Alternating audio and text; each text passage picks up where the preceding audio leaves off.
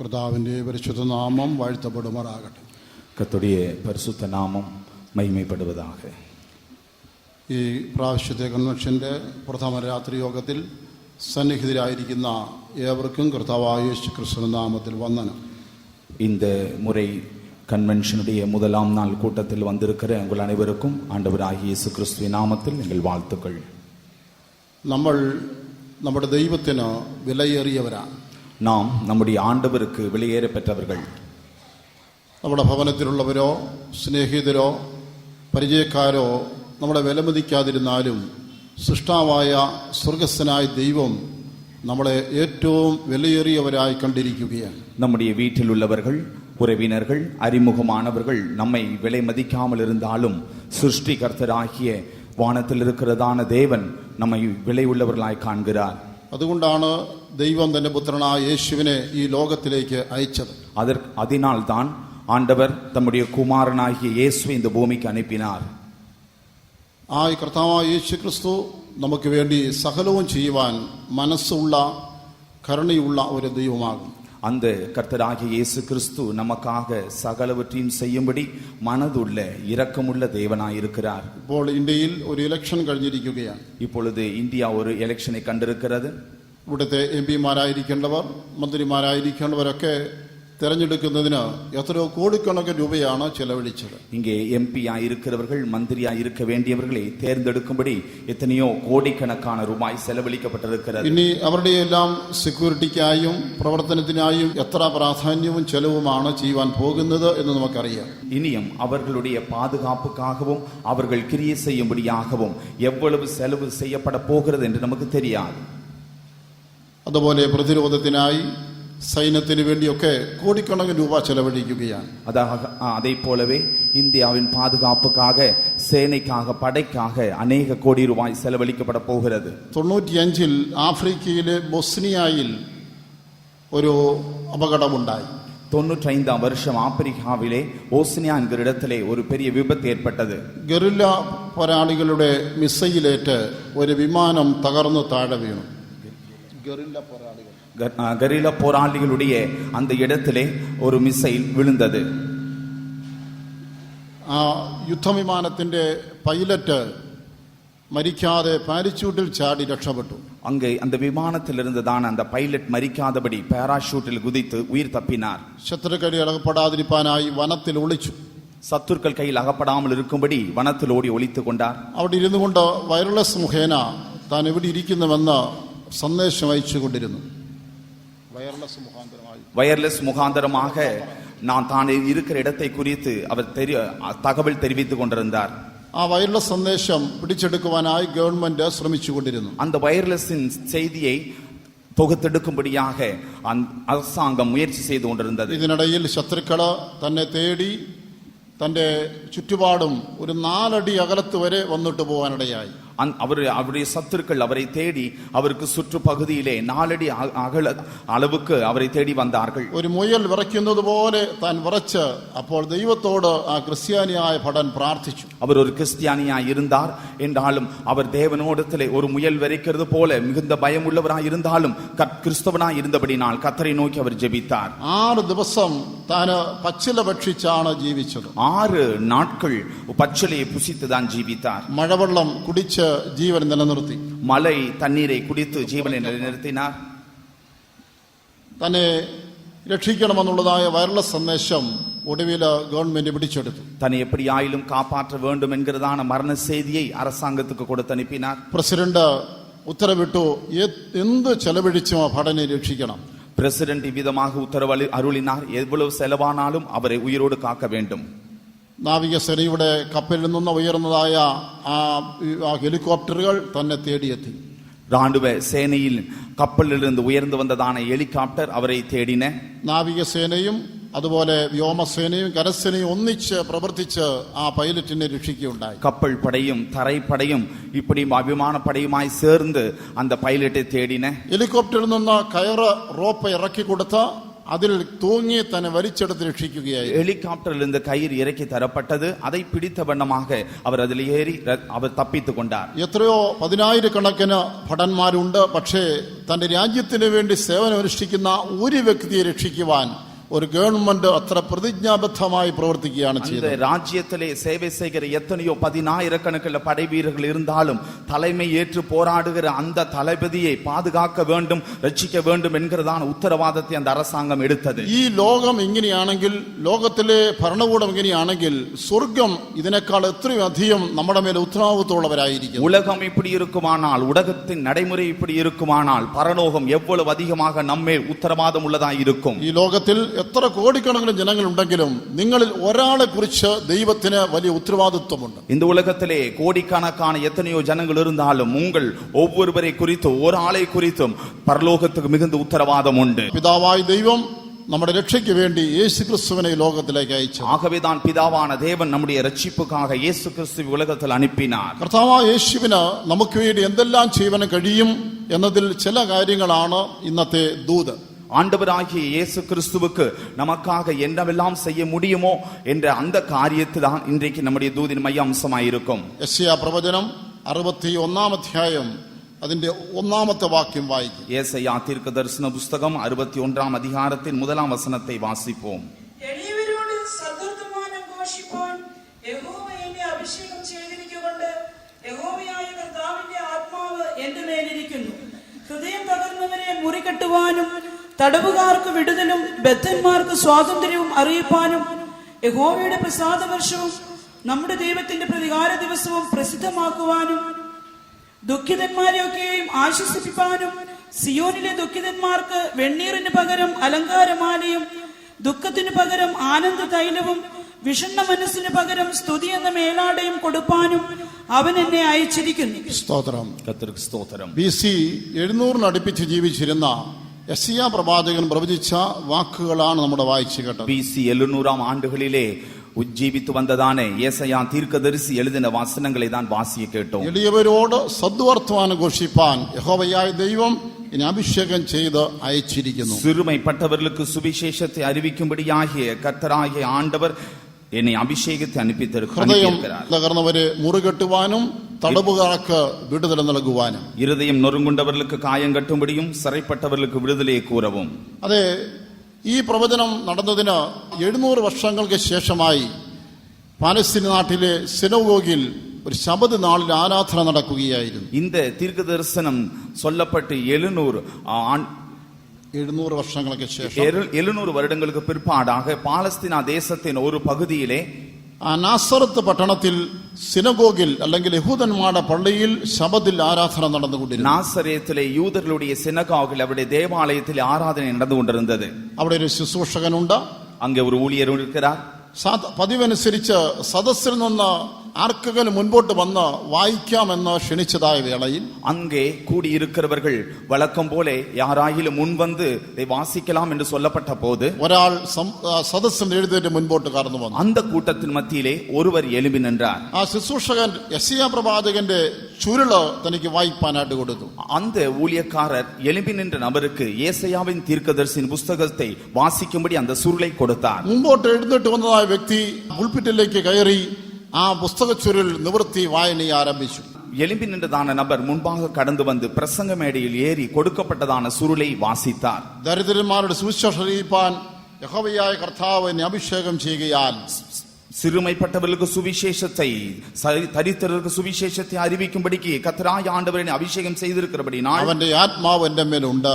அவருடைய ஆவியானவர் என் மேல் இருக்கிறார். ബദ്ധന്മാർക്ക് വിടുതലും കുരുടന്മാർക്ക് കാഴ്ചയും പ്രസംഗിപ്പാനും, சிறைப்பட்டவருக்கு விடுதலையும் குருடருக்கு பார்வை அருளும்படி, പീഡിതരെ വിടുവിച്ചയപ്പാനും എന്നെ അയച്ചിരിക്കുന്നു. கட்டப்பட்டவர்களை விடுதலை கொடுத்து அனுப்பும்படியாக அவர் என்னை அனுப்பி இருக்கிறார். ആരാണ് ഇത് വായിച്ചത്? இதை வாசித்தது யார்? സാക്ഷാൽ മശിഹ, மெய்யாகவே மேசியாவாய கர்த்தர். അഥവാ അഭിഷേകം ചെയ്യപ്പെട്ടവൻ, ക്രിസ്റ്റോസ് എന്നാണ് ഗ്രീക്കിൽ കൊടുത്തിരിക്കുന്നതായ വാക്ക്. அபிஷேகம் பண்ணப்பட்டவர் கிரேக்க பதத்திலே கிறிஸ்டோஸ் என்று சொல்லப்பட்டிருக்கிறது. ക്രിസ്തു എന്ന വാക്കിന്റെ അർത്ഥം അഭിഷക്തൻ എന്നാണ്. கிறிஸ்து என்றால் அபிஷேகம் பண்ணப்பட்டவர் என்ற அர்த்தமா. ഈ വേദഭാഗം തന്നെ കുറിച്ചുള്ള വാചനം തന്നെയായിരുന്നു. இந்த குறிப்பிட்ட வேத பகுதி அவரை குறித்து சொல்லப்பட்ட காரியம். യേശു എന്തിനായി ലോകത്തിലേക്ക് വന്നു? இயேசு எதற்காய் உலகத்தில் வந்தார்? യേശു എന്തിനായി പിതാവായി ലോകത്തിലേക്ക് അയച്ചു? பிதாவாகிய தேவன் இயேசு எதற்கு உலகத்தில் அனுப்பினார்? യേശു എന്തിനായി അഭിഷേകം ചെയ്യപ്പെട്ടു? இயேசு எதற்காக அபிஷேகம் பண்ணப்பட்டார்? ഇതിന്റെ ഉദ്ദേശ ലക്ഷ്യങ്ങളാണ് ഈ ഭാഗത്തിലൂടെ വായിച്ചു കേൾപ്പിച്ചത്. இதனுடைய நோக்கங்கள் தான் இந்த பகுதியிலே வாசிக்க கேட்டோம். അതെ, ഈ വായനയ്ക്ക് ശേഷമായി താൻ പോയി തന്റെ ഇരിപ്പിടത്തിൽ ഇരുന്നു. இதை வாசித்த பிற்பாடு தான் போய் தன்னுடைய இடத்தில் அமர்ந்தார். പക്ഷേ പള്ളിയിലുള്ള എല്ലാവരുടെയും കണ്ണുകൾ അവന്റെ മേൽ പതിഞ്ഞിരുന്നു. ஆனால் அந்த ஆலயத்திலிருந்த எல்லாருடைய கண்கள் அவர் மேல் பதிந்தன. ആ ക്രിസ്തുവിന്റെ മുഖതേജസ് മാത്രമല്ല, அந்த கிறிஸ்துவின் முகத்தின் பிரகாசம் மாத்திரமல்ல, അവന്റെ വായിൽ നിന്ന് പുറപ്പെട്ട ലാവണ്യ വാക്കുകൾ ജനത്തെ മുഴുവൻ ആകർഷിച്ചു കഴിഞ്ഞിരുന്നു. அவருடைய வாயிலிருந்து புறப்பட்ட கிருபையுள்ள வார்த்தைகள் ஒவ்வொருவரையும் கவர்ந்தெழுத்தன. യേശു ഒന്ന് ലോകത്തോട് ഇങ്ങനെ വിളിച്ചു പറഞ്ഞു. இயேசு உலகத்தை இப்படி விதமாய் கூப்பிட்டு சொன்னார், ഞാൻ വന്നത് ഹൃദയം തകർന്നവരെ മുറുകെട്ടുവാൻ വേണ്ടിയാകുന്നു. நான் இருதயம் நொறுங்குண்டவர்களை காயம் கட்டும்படியாக வந்தேன். 147 സങ്കീർത്തനത്തിന്റെ 3-ാമത്തെ വാക്യത്തിൽ വായിക്കുമ്പോൾ 147 சங்கீதத்தின் 3ஆம் வசனத்தை வாசிக்கும் பொழுது ഇതിന് തുല്യമായ ഒരു വാചകം സങ്കീർത്തനക്കാരൻ എഴുതിയിരിക്കുകയാണ്. இதற்கு ஒப்பான ஒரு வசனத்தை சங்கீதக்காரன் எழுதியிருக்கிறார். മനം തകർന്നവരെ അവൻ സൗഖ്യമാക്കുകയും അവരുടെ മുറിവുകളെ കെട്ടുകയും ചെയ്യുന്നു. മനം തകർന്നവരെ കർത്താവ് സൗഖ്യമാക്കുകയും അവരുടെ മുറിവുകളെ കെട്ടുകയും ചെയ്യുന്നു. இருதயம் நொறுங்குண்டவர்களை குணமாக்குகிறார், அவருடைய காயங்களை கட்டுகிறார். യേശു അന്ന് പാലസ്തീൻ നാട്ടിൽ ചെന്ന് തെരുവുകളോട് വിളിച്ചു പറഞ്ഞു. அன்றைக்கு இயேசு பாலஸ்தீனா நாட்டிலே ஒவ்வொரு வீதியாக சென்று சொன்னார், ദരിദ്രരോട് സുവിശേഷം അറിയിപ്പാനായി എന്നെ ദൈവം അയച്ചിരിക്കുന്നു. தரித்திரருக்கு சுவிசேஷத்தை அறிவிக்கும்படியாக தேவன் என்னை அனுப்பினார். തകർന്ന ഹൃദയങ്ങളെ സൗഖ്യമാക്കുവാനായി എന്നെ അയച്ചിരിക്കുന്നു. நொறுங்குண்ட இருதயங்களை காயங்கட்டும்படி என்னை அனுப்பி இருக்கிறார். ആ യേശു ഇന്ന് ഇവിടെയും വന്നിട്ടുണ്ട്. அந்த இயேசு இன்று இங்கேயும் ആ வந்திருக்கிறார். യേശു നമ്മുടെ നടുവിലുണ്ട്. அந்த இயேசு நம்முடைய நடுவில் இருக்கிறார். ആശ്വസിപ്പിക്കുവാനായി വന്നിരിക്കുന്നു. அவர் நம்மை ஆறுதல் படுத்தும்படியாய் வந்திருக்கிறார். നമ്മുടെ ഹൃദയത്തിന് മുറിവുകളെ സൗഖ്യമാക്കുവാനായി വന്നിരിക്കുന്നു. அவர் நம்முடைய இருதயத்தின் காயங்களை கட்டும்படி வந்திருக்கிறார். നമ്മുടെ ദുഃഖങ്ങളെയും നീക്കി നമ്മുടെ ദുഃഖത്തിന് പകരം നമുക്ക് സൗന്ദര്യം തരുവാനായി വന്നിരിക്കുന്നു. அவர் நம்முடைய துக்கங்களை மாற்றி துக்கத்துக்கு பதிலாய் சந்தோஷம் தரும்படி வந்திருக்கிறார். നമ്മുടെ കണ്ണുനീര് തുടച്ച് നമുക്ക് ആശ്വാസം തരുവാനായി വന്നിരിക്കുന്നു. அவர் நம்முடைய கண்ணீரை துடைத்து நமக்கு ஆறுதல் தரும்படி வந்திருக்கிறார். ചില ആളുകൾ ചിന്തിക്കുന്നത്, சிலர் சிந்திக்கிறார்கள், ദൈവം എന്നെ കുറിച്ച് കരുതലുള്ളവനാണോ?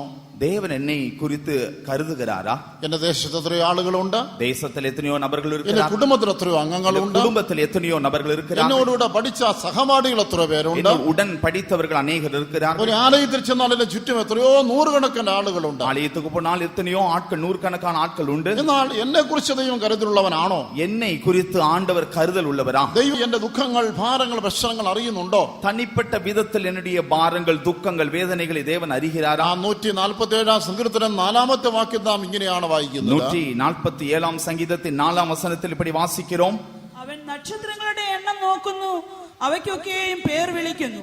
ദൈവം നക്ഷത്രങ്ങളുടെ എണ്ണം നോക്കുന്നു. தேவன் நட்சத்திரங்களின் லக்கத்தை எண்ணுகிறார். നിങ്ങൾ ആകാശത്തിലേക്ക് നോക്കി ആകാശ നക്ഷത്രം എണ്ണുവാൻ നിങ്ങൾക്ക് സാധിക്കുമോ? நீங்கள் வானத்தை அண்ணாந்து பார்த்து வானத்தின் நட்சத்திரங்கள் எண்ண கூடுமோ?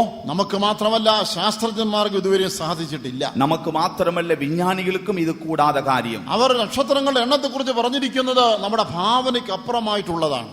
அவர்கள் நட்சத்திரங்கள் எண்ணிக்கை குறித்து சொல்லும் பொழுது நம்முடைய கற்பனைக்கு அப்பாற்பட்டது என்று சொல்லுகிறார். കോടി കോടി കോടി നക്ഷത്രങ്ങൾ ഉണ്ടെന്ന് ശാസ്ത്രജ്ഞന്മാർ ഈ കാലത്ത് വിലയിരുത്തിയിരിക്കുന്നു. கோடான கோடி நட்சத்திர கூட்டங்கள் உண்டென்று விஞ்ஞானிகள் வெளியிடுகிறார்கள். പക്ഷേ തിരുവെടുത്ത് പറയുന്നു, അവയുടെ എണ്ണം മനുഷ്യനറിഞ്ഞുകൂടാ, കർത്താവിന് എണ്ണം അറിയാം. ஆனால் வேதம் சொல்லுகிறது, அவன் லக்கத்தை மனிதனுக்கு தெரியாவிட்டாலும் தேவன் எண்ணுகிறார். ഈ കോടി കോടി നക്ഷത്രങ്ങൾക്കിടയിൽ ഓരോ നക്ഷത്രത്തിന്റെ എണ്ണം ദൈവത്തിന് അറിയാമെങ്കിൽ, இந்த கோடி கோடி நட்சத்திர கூட்டங்கள் மத்தியில் ஒவ்வொரு நட்சத்திர லக்கத்தை தேவன் அறிவாரானால் 600 കോടിയിൽ പരം മനുഷ്യർ ലോകത്ത് ജീവിക്കുന്നവരിൽ ഒരാളായ നിങ്ങളെ എന്നെയും കർത്താവ് അറിയാതിരിക്കുമോ? இந்த உலகத்தில் ஜீவிக்கிற 600 கோடி மக்கள் தொகையிலே காணப்படுகிற உங்களையும் என்னையும் தேவன் அறியாமல் இருப்பாரோ? നിങ്ങൾക്ക് വേണ്ടിയും എനിക്ക് വേണ്ടി അവൻ കരുതാതിരിക്കുമോ? உங்களுக்காக எனக்காமல் அவர் கருதாமல் இருப்பாரா? മാത്രമല്ല, അവൻ നക്ഷത്രങ്ങളെല്ലാം പേർ ചൊല്ലി വിളിക്കുന്നു. அது மாத்திரமல்ல, நட்சத்திரங்களை பேரிட்டு அழைக்கிறார். പേർ ചൊല്ലി വിളിക്കുന്നത് അവന്റെ സ്നേഹത്തെയും വാത്സല്യത്തെയും കാണിക്കുകയാണ്. பேரிட்டு அழைப்பது நம்முடைய அன்பையும், நமக்கு இருக்கதான அதிக அன்பையும் காட்டுகிறது. നമുക്ക് മക്കൾ ജനിച്ചാൽ നമ്മൾ അവർക്കെല്ലാം പേരിടുകയാണ്. நமக்கு பிள்ளைகள் பிறக்கும் பொழுது அவைகளுக்கு பேரிடுகிறோம். പേരിടാതെ തന്നെ അനിയൻ വരട്ടെ, ചേട്ടൻ വരട്ടെ എന്ന് പറഞ്ഞാൽ പോരായോ? பேர் வைக்காமலே மூத்தவன் வரட்டும், இளையவன் வரட்டும், அண்ணன் வரட்டும், தம்பி வரட்டும் என்று சொன்னால் போதாதா? ഇല്ല, നിങ്ങൾ അവരുടെ പേര് ചൊല്ലി വിളിക്കുന്നത് അവരുടെ വാത്സല്യത്തിന്റെ ഒരു ഭാഗമാണ്. நீங்கள் அவருடைய பெயரை சொல்லி கூப்பிடுகிறது அவர்கள் மேல் இருக்கிற அன்பை வெளிப்படுத்துகிறது. ദൈവം പേർ ചൊല്ലി നമ്മളെ വിളിക്കുന്നു. தேவன் பெயரிட்டு நம்மை அழைக்கிறார். നമ്മോടുള്ള ദൈവത്തിന്റെ സ്നേഹവും വാത്സല്യവും അതിൽ വെളിപ്പെടുകയാണ്. நம்மேல் இருக்கிற அவருடைய அன்பும் கரிசனையும் அதில் வெளிப்படுகிறது. അതെ, നമ്മുടെ ദൈവം നമ്മളെ ആശ്വസിപ്പിക്കുന്നവൻ, നമ്മളെ സ്നേഹിക്കുന്നവൻ, നമുക്ക് വേണ്ടി കരുതുന്നവൻ. நம்முடைய ஆண்டவர் நம்மை ஆறுதல் படுத்துகிறவர், நம்மை நேசிக்கிறவர், நமக்காய் கருதுகிறவர். കർത്താവ് യെരുശലേം പലസ്തീന തെരുവുകളിലേക്ക് ഇറങ്ങിച്ചെന്നു. எருசலேம் நகரத்திலே பாலஸ்தீன தெருவுகளிலே நம்முடைய கர்த்தர் நடந்து சென்றார். ജനക്കൂട്ടത്തിനിടയിലേക്ക് പോയവൻ ഇങ്ങനെ വിളിച്ചു പറഞ്ഞു. ஜனக்கூட்டத்தின் நடுவே சென்று இப்படி கூப்பிட்டு சொன்னார், ഇതാ യഹോവയായ ദൈവം അഭിഷേകം ചെയ്ത് അയച്ചിരിക്കുന്നു. இதோ கர்த்தராகிய ஆண்டவர் என்னை அபிஷேகித்து அனுப்பி இருக்கிறார். ഹൃദയം തകർന്നവരെ മുറുകൊട്ടുവാനായി എന്നെ അയച്ചിരിക്കുന്നു. இருதயம் நொறுங்குண்டவர்களுக்கு காயம் கட்டும்படி என்னை அனுப்பி இருக்கிறார். പ്രിയമുള്ളവരെ, ഹൃദയം തകർന്നവരെ സൗഖ്യമാക്കുവാൻ കർത്താവ് ആഗ്രഹിക്കുകയാണ്. இருதயம் நொறுங்குண்டவர்களை குணமாக்க தேவன் விரும்புகிறார். നാം പല പ്രകാരത്തിൽ ഹൃദയം തകർന്നവരായി, ഹൃദയത്തിൽ മുറിവേറ്റവരായി മാറും.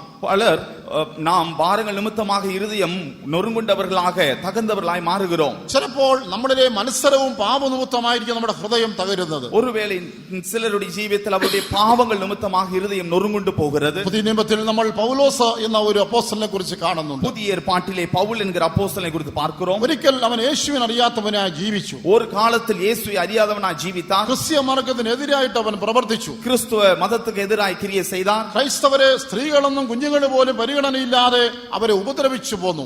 கிறிஸ்தவர்களை ஸ்திரீகள் என்றும் பிள்ளைகள் என்றும் கருணை இல்லாதபடிக்கு அவர்களை உபத்திரப்படுத்தினார். അങ്ങനെ ദമസ്കോസിലുള്ള ക്രൈസ്തവരെ ഉപദ്രവിപ്പാൻ അവൻ യാത്ര ചെയ്യുന്നതായ വഴിയിൽ വെച്ച് அவ்விதமாக தமஸ்கூவில் இருக்கிறதான கிறிஸ்தவர்களை உபத்திரப்படுத்தும்படியாக அவருடைய பிரயாணத்தின் வழியின் நடுவிலே അവൻ ഒരു അശരീര ശബ്ദം കേട്ടു. அவன் ஒரு விசேஷமான ஒரு சத்தத்தை கேட்டான். ആ ശബ്ദം ഇങ്ങനെയായിരുന്നു. அந்த சத்தம் இப்படி இருந்தது, ശൗലേ, നീ എന്നെ ഉപദ്രവിക്കുന്നത് എന്ത്? சவுலே, ஏன் என்னை துன்பப்படுத்துகிறாய்? മുള്ളിന് നേരെ ഉதைക്കുന്നത് നിനക്ക് വിഷമമാകുന്നു. முள்ளில் உதைக்கிறது உனக்கு கடினமாமே. എന്താണ് അതിന്റെ അർത്ഥം? അതിന്റെ അർത്ഥം என்ன? നമുക്ക് തന്നെ മനസ്സിലാകും. நமக்கே புரியுமே. നമ്മുടെ മുള്ളിൽ ചവിട്ടിയാൽ നമ്മുടെ കാലിൽ അധികമായി കൊണ്ട് കയറിക്കൊണ്ടേയിരിക്കും. முள்ளிலே நாம் உதைப்போமானால், அதை மிதிப்போமானால் அது நம்முடைய காலிலே ஊடுருவும். ചെറുതായി തൊട്ടാൽ ചെറിയ വേദന, ശക്തിയായി ചവിട്ടിയാൽ അധികം വേദന. மெதுவாய் கால் வைத்தால் சிறிய வேதனை, அதிகமாய் அதை மிதித்தால் அதிக வேதனை உண்டாகும். എന്നാൽ ഈ വാക്യം മുള്ള എന്നതിന്റെ അർത്ഥം അങ്ങനെയല്ല. ஆனால் இந்த இடத்துல சொல்லப்பட்ட முள்ளின் வார்த்தையின் அர்த்தம் அதல்ல. പാലസ്തീൻ നാട്ടിലെ പുരയിടമെല്ലാം വളരെ കഠിനമായ പുരയിടമാണ്. பாலஸ்தீன நாட்டின் நிலப்பகுதி மிகவும் கடினமானது. ഉരുളൻ കല്ലുകൾ നിറഞ്ഞതാണ്. அதெல்லாம் கற்களினால் நிறைந்தது. അത് ഉഴുതുമറിക്കുവാനായി കഴുതയെയോ അല്ലെങ്കിൽ കാളയോ പൂട്ടി ഉഴുകാറുണ്ട്.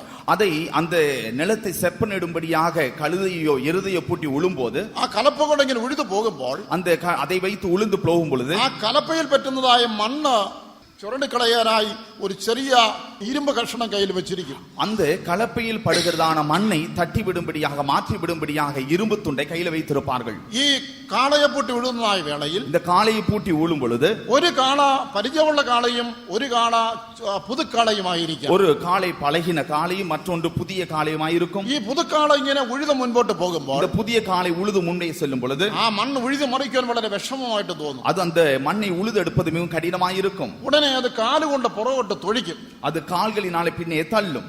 അങ്ങനെ പുറകോട്ട് തൊഴിക്കുന്നതായ സമയത്ത് அப்படி பிள்ளை கால் வைக்கும் பொழுது ഈ മൂർച്ചയുള്ളതായ മുള്ള കലപ്പയുടെ അറ്റത്ത് ഇങ്ങനെ വെച്ചു കൊടുക്കും ആ ഉഴുന്ന വ്യക്തി. அந்த உழுகிறதான நபர் அந்த கலப்பையின் ஓரத்திலே இந்த இரும்பு துண்டை வைத்து கொடுப்பார். ആ കാല് തൊഴിക്കുമ്പോൾ കൊള്ളുന്നത് ഈ മുള്ളലാണ്. இந்த காலை பின்னாலே வைக்கும் பொழுது அந்த கால் இந்த முள்ளிலே படும். ഉടനെ വേദനിക്കും. அது வேதனை உண்டாகும். കാല് വലിച്ചിട്ട് പിന്നെ ഉഴുതുകൊണ്ട് പോകും. அது பின்பும் வேகமாய் உழுது പിന്നെയും ജോലി കഠിനമാകുമ്പോൾ പുറകോട്ടൊന്ന് തൊഴിക്കും.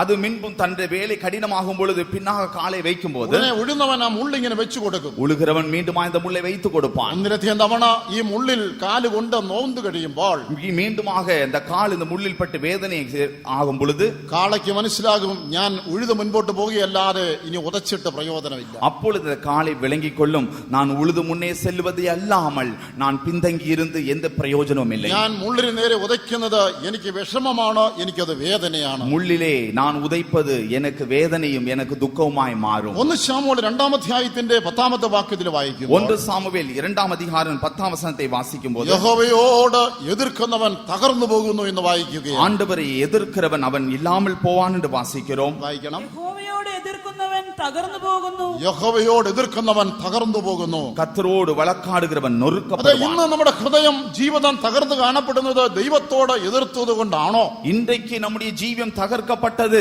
ஒருவேளை கர்த்தரோடு எதிர்த்தபடினாலோ? ചില മനുഷ്യർ ഇങ്ങനെ പറയാറുണ്ട്, சிலர் இப்படி சொல்லுகிறார்கள், ദൈവം എന്നോട് ഇങ്ങനെ ചെയ്തല്ലോ, தேவன் எனக்கு இப்படி செய்தாரே, ഇങ്ങനെ അപകടം വരുത്തിയല്ലോ, இப்படி ஒரு விபத்து சம்பவித்தது, ഇങ്ങനെ മരണം എന്റെ വീട്ടിൽ സംഭവിച്ചല്ലോ, என்னுடைய வீட்டில் இப்படி மரணம் சம்பவித்தது, എനിക്കൊരു നഷ്ടം സംഭവിച്ചല്ലോ, இப்படி ஒரு நஷ்டம் உண்டானது, എന്നെ ഇങ്ങനെ രോഗിയാക്കി മാറ്റിയല്ലോ, இப்படி எனக்கு வியாதியுள்ளவனாய் மாற்றினாரே, ദൈവം എന്നോട് ഇങ്ങനെ ചെയ്തല്ലോ. தேவன் இடத்தில் இப்படி செய்தாரே. ഒരു നിമിഷം നിൽക്കൂ. ஒரு நிமிடம் கேளுங்கள். ദൈവം ഇങ്ങനെ ചെയ്തെന്ന് വിലപിക്കുന്നതിന് മുൻപേ நீங்கள் தேவன் இப்படி செய்தார் என்று புலம்புவதற்கு முன்பாக എന്തുകൊണ്ട് ദൈവം ഇങ്ങനെ അനുവദിച്ചു എന്ന് ഒരു നിമിഷം ചിന്തിക്കുക. ஏன் தேவன் இப்படி அனுமதித்தார் என்று சிந்தியுங்கள். ദൈവം നിനക്ക് എങ്ങനെയുള്ളവനാണ്? தேவன் உனக்கு எப்படிப்பட்டவர்? ദൈവം ഒരു പിതാവായിരിക്കാൻ ആഗ്രഹിക്കുന്നു. அவர் உனக்கு பிதாவாய் இருக்க விரும்புகிறார். നിന്നെ രക്ഷിക്കുന്നവനായിരിക്കാൻ உன்னை ആഗ്രഹിക്കുന്നു. രക്ഷിக்கிறவராய் இருக்க விரும்புகிறார். സൂക്ഷിക്കുന്നവനാകാൻ உன்னை ആഗ്രഹിക്കുന്നു. பாதுகாக்கிறவராய் இருக்க നിനക്ക് விரும்புகிறார். എല്ലാവിധ നന്മയും തരുന്നവനാകാൻ ആഗ്രഹിക്കുന്നു. உனக்கு எல்லா விதமான நன்மைகளை தர விரும்புகிறார். ആ ദൈവം ഇപ്പോൾ നിന്നെ തകർത്ത് പറിച്ചു കീറിയിരിക്കുകയാണ്. ஆனால் இந்த தேவன் இப்பொழுது உன்னை நொறுக்கி உன்னை இப்படி தகர்க்கிறார். ഹോശിയ പ്രവചനം 5:14 വായിക്കുമ്പോൾ ஓசியா 5ஆம் அதிகாரம் 14 வாசிக்கும்போது ഇസ്രായേലിനെ കുറിച്ച് പറയുകയാണ്, இஸ்ரவேலை குறித்து சொல்லுகிறார், ഞാൻ അവർക്കൊരു ബാലസിംഹത്തെ പോലെയായിരിക്കും.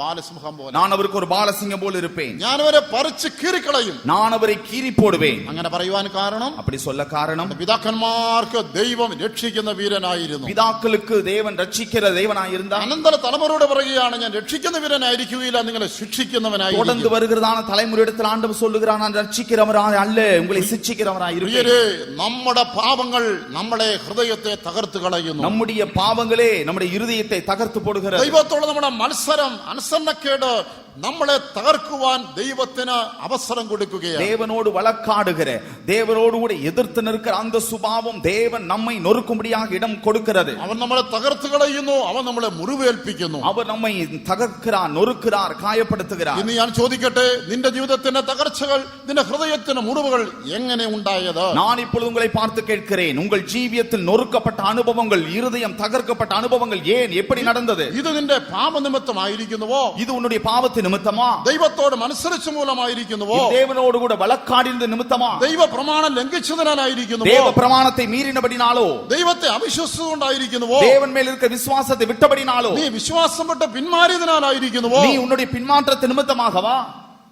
ഒരു മനുഷ്യൻ, വിവാഹിതനായ വ്യക്തി, 2 ആമക്കൾ ഉള്ളതായൊരു വ്യക്തി, ஒரு விவாகமான ஒரு மனிதர் 2 ஆண் பிள்ளைகள் உடையவராயிருந்தார். യൗവനം കഴിയും മുമ്പേ തന്റെ വലതു കാലിൽ പഴുപ്പുണ്ടായി ഒരു കാല് മുറിച്ചു നിൽക്കേണ്ടതായിട്ട് വന്നു. வாலிப பிராயம் முடியும் முன்பே வலது காலிலே ஒரு பழுப்புண்டாகி அந்த காலை வெட்டி எடுக்க வேண்டிய சூழ்நிலை. എല്ലാവരും ഇത് കണ്ട് ദുഃഖിച്ചു. எல்லாரும் இதை கேட்டு ഈ துக்கப்பட்டார்கள். യൗവനത്തിൽ ഒരു കാല് മുറിച്ചു നിൽക്കേണ്ടി വന്നല്ലോ. வாலிப பிராயத்தில் ஒரு காலை வெட்டிவிட வேண்டி வந்ததே. 2 ആമക്കൾ, അവർ പഠിക്കുന്നതേ ഉള്ളൂ, അവർക്ക് ഇതുവരെയും ജോലിയോ വരുമാനമോ ആയിട്ടില്ല. 2 பிள்ளைகள் இருக்கிறார்கள், அவர்கள் படித்துக் கொண்டிருக்கிறார்கள், ஆண் பிள்ளைகள். அவர் இதுவரைக்கும் படிப்பு முடியவில்லை, வேலை கிடைக்கவும் இல்லை. അയ്യോ, ദൈവം ഈ മനുഷ്യനെ ഇങ്ങനെ തകർത്ത് കളഞ്ഞല്ലോ. தேவன் இந்த மனுஷனை இப்படி நொறுக்கினாரே. എന്നാൽ കാരണം കേൾക്കണ്ടായോ? காரணம் கேட்க வேண்டாமா? ഈ കാല് മുറിച്ചു നിൽക്കുന്നതുവരെയും സന്ധ്യയായ വീട്ടിൽ വന്നിട്ടില്ല. இந்த கால் முறிக்கப்படும் வரைக்கும் சாயங்காலமானாலும் அவர் வீட்டுக்கு வரமாட்டார். മദ്യത്തിന്റെയും സ്ത്രീകളുടെ പിന്നാലെ ഓടുകയായി. மதுபானத்திலும் பெண்களுக்கு பின்வாக போகிறவருமாயிருந்தார். 2 മക്കളെ വെച്ചുകൊണ്ട് ആ സ്ത്രീ രാപകലന്യേ ദൈവത്തോട് നിലവിളിക്കുകയായി. 2 ஆண் பிள்ளைகளை வைத்துக் கொண்டு அந்த ஸ்திரீ தேவனை நோக்கி முறையிட்டுக் கொண்டிருந்தாள். എല്ലാവരും പറയുന്നു, എന്തുകൊണ്ട് ഇങ്ങനെ ഒരു തകർച്ചയുണ്ടായി? எல்லாரும் கேட்கிறார்கள், ஏன் இந்த குடும்பம் இப்படி தகர்க்கப்பட்டது? ദൈവം വെച്ചിരിക്കുന്ന കുടുംബ ബന്ധങ്ങളിൽ അവിശ്വസ്തത കാണിച്ച് ദൈവത്തോട് മത്സരിച്ചതിനാൽ, தேவன் வைத்திருக்கிறதான குடும்ப ஐக்கியங்களிலே உண்மை இல்லாமல் காணப்படும் பொழுது தேவன் தகர்க்கிறார். ഒരു സുമുഖനായ ആരോഗ്യമുള്ള ചെറുപ്പക്കാരൻ വിവാഹം കഴിച്ചു. ஒரு ஆரோக்கியமுள்ள ஒரு வாலிபன் விவாகம் செய்தான். സൗന്ദര്യമുള്ള, വിദ്യാഭ്യാസമുള്ള, എല്ലാം തികഞ്ഞതായ ഒരു പെൺകുട്ടി വിവാഹം കഴിച്ചു. அழகுள்ள, நல்ல திறமையுள்ள ஒரு பெண் பிள்ளை விவாகம் செய்தான். പക്ഷേ മക്കൾ മാത്രമില്ല. ஆனா அவர்களுக்கு பிள்ளைகள் இல்லை. ഒരു വലിയ മനത്തകർച്ചയോടെ ജീവിക്കുകയാണ്. அவருடைய இருதயம் தகர்க்கப்பட்டவர்களாய் ஜீவிக்கிறார்கள். എന്താണ് കാരണം എന്ന് കേൾക്കണ്ടേ? காரணம் என்ன தெரியுமா?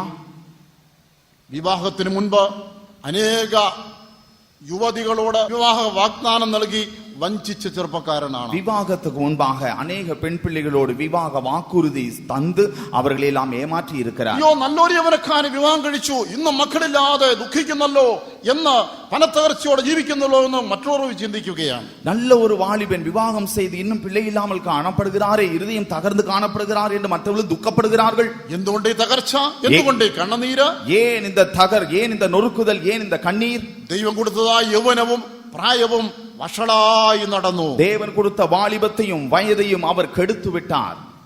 ഒരാൾ വിവാഹം കഴിച്ച് അമേരിക്കയിലേക്ക് പോയി. ஒரு நபர் விவாகம் செய்தார், நல்ல படிப்பு நிமித்தமாக அமெரிக்கா சென்றார். തനിക്ക് മക്കളും ജനിച്ചു. அவருக்கு பிள்ளைகள் பிறந்தார்கள். ഒരു നാളിൽ അമ്മയുടെ രോഗം പ്രമാണിച്ച് ഒറ്റയ്ക്ക് നാട്ടിലേക്ക് വരേണ്ടതായിട്ട് വന്നു. ஒரு நாள் தாயினுடைய சுகவீனத்தின் நிமித்தம், வியாதி நிமித்தம் தனிமையாய் அவர் நாடு திரும்பினார். പിന്നെ തിരിച്ചു പോകാൻ സാധിക്കാതെ திரும்ப அவர் மறுபடியும் அங்கு கடந்து செல்ல முடியவில்லை. തിരിച്ചു ചെല്ലാൻ കഴിയാതെ വണ്ണം തന്റെ രേഖകളും മുഴുവനും തന്റെ ഭാര്യ നശിപ്പിച്ചു. திரும்பி போக முடியாதபடிக்கு அவருடைய மனைவி இந்த நபருடைய எல்லா பேப்பர்ஸ், டாக்குமெண்ட்ஸை அவர் அழித்து போட்டார். കൂടാതെ അവൾ പരപുരുഷനോടുകൂടെ ജീവിതവും ആരംഭിച്ചു. அவளுடைய ஜீவியம் கூட தகாத விதமாய் காணப்பட்டது. ഈ ചെറുപ്പക്കാരൻ ദീക്ഷയും വളർത്തി നിരാശനായി നടക്കുകയാണ്. இந்த வாலிபனோ தன்னுடைய துக்கத்து நிமித்தமாக மிகவும் அதைரியப்பட்டவராய் ஜீவிக்கிறார். അവന്റെ അപ്പനും അമ്മയും നിലവിളിച്ചു, എന്റെ മകന് ഇങ്ങനെ സംഭവിച്ചു പോയല്ലോ. தாயும் தகப்பனும் கூக்குரல் இடுகிறார்கள், என் மகனுக்கு இப்படி சம்பவித்ததே. കണ്ടതായ അനേക ആളുകൾ എങ്കിലും ഈ ചെറുപ്പക്കാരൻ അമേരിക്കയിൽ പോയി സകുടുംബം എത്ര മനോഹരമായി ജീവിക്കേണ്ടത് ഇങ്ങനെ സംഭവിച്ചു പോയല്ലോ. காணுகிறதான அநேகர் சொல்லுகிறார்கள், இந்த வாலிபன் அமெரிக்கா போனது நிமித்தம் எவ்வளவு செழிப்பாய் ஜீவிக்க வேண்டியது, ஆனாலும் இப்படி சம்பவித்ததே. ഇവന്റെ ഭാര്യ ഇവനോട് ഇങ്ങനെ ചെയ്യാൻ തോന്നിയല്ലോ. இந்த அவனுடைய மனைவி அவனிடத்தில் இப்படி செய்யும்படிக்கு இப்படி சம்பவித்ததே. കാരണം അറിയണ്ടേ, காரணம் தெரிய வேண்டாமா? അമേരിക്കയിൽ പോകുമ്പോൾ ഗൾഫിലായിരിക്കുമ്പോൾ താൻ മറ്റൊരു മനുഷ്യനോട് ഈ വിധത്തിലുള്ളതായ அவிஸ்வஸ்தத்தை காணிப்பானிடையாய். இவன் அமெரிக்காவிலும் கல்ஃப் ராஜ்யங்களில் இருக்கும் பொழுது வேறொரு மனிதனுடைய ஜீவியத்திற்கு, அவனுடைய ஜீவியத்தில் இவர் உண்மை இல்லாதவராய் காணப்பட்டார். அவனுடைய ഭാര്യയുമായി തെറ്റായ ബന്ധത്തിൽ ഏർപ്പെടുന്നതിനിടയായി. அவனுடைய மனைவியோடு இவர் தகாத உறவு ஏற்பட்டது. പക്ഷേ അധികം പേർക്ക് അറിഞ്ഞുകൂടാത്ത രഹസ്യം, இது அநேகருக்கு தெரியாத ஒரு ரகசியம். എന്നാൽ സ്വർഗ്ഗം ഇതെല്ലാം വിലയിരുത്തിക്കൊണ്ടിരിക്കുന്നു. ஆனால் பரலோகம் இதையெல்லாம் கண்டு கொண்டிருக்கிறது. സമൂഹത്തിന് മുൻപാകെ എന്തുകൊണ്ട് ഈ തകർച്ച, എന്തുകൊണ്ട് ഈ കണ്ണുനീർ, എന്തുകൊണ്ട് ഈ മുറിവ്, சமுதாயத்தின் முன்பாக ஏன் இந்த நொறுக்குதல், ஏன் இந்த கண்ணீர் என்று கேட்கிறார்கள். ദൈവത്തോടും അവന്റെ പ്രമാണത്തോടും മത്സരിക്കുന്നതിനാൽ, தேவனோடும் அவருடைய பிரமாணத்தோடும் எதிர்க்கிறபடினால். അതേ, ഒരു മകൾ യൗവനത്തിൽ വിധവയായി തീർന്നു. ஒரு மகள் ஒரு வாலிப பிராயத்தில் விதவையானாள். അതിനും ഒരു പ്രത്യേകമായ കാരണം, அதற்கும் ஒரு விசேஷ காரணம் உண்டு. എന്താണെന്നറിയാമോ? என்னவென்று தெரியுமா? വിവാഹം കഴിപ്പിച്ചു അയച്ചു. அவர் விவாகம் செய்து அனுப்பப்பட்டார்.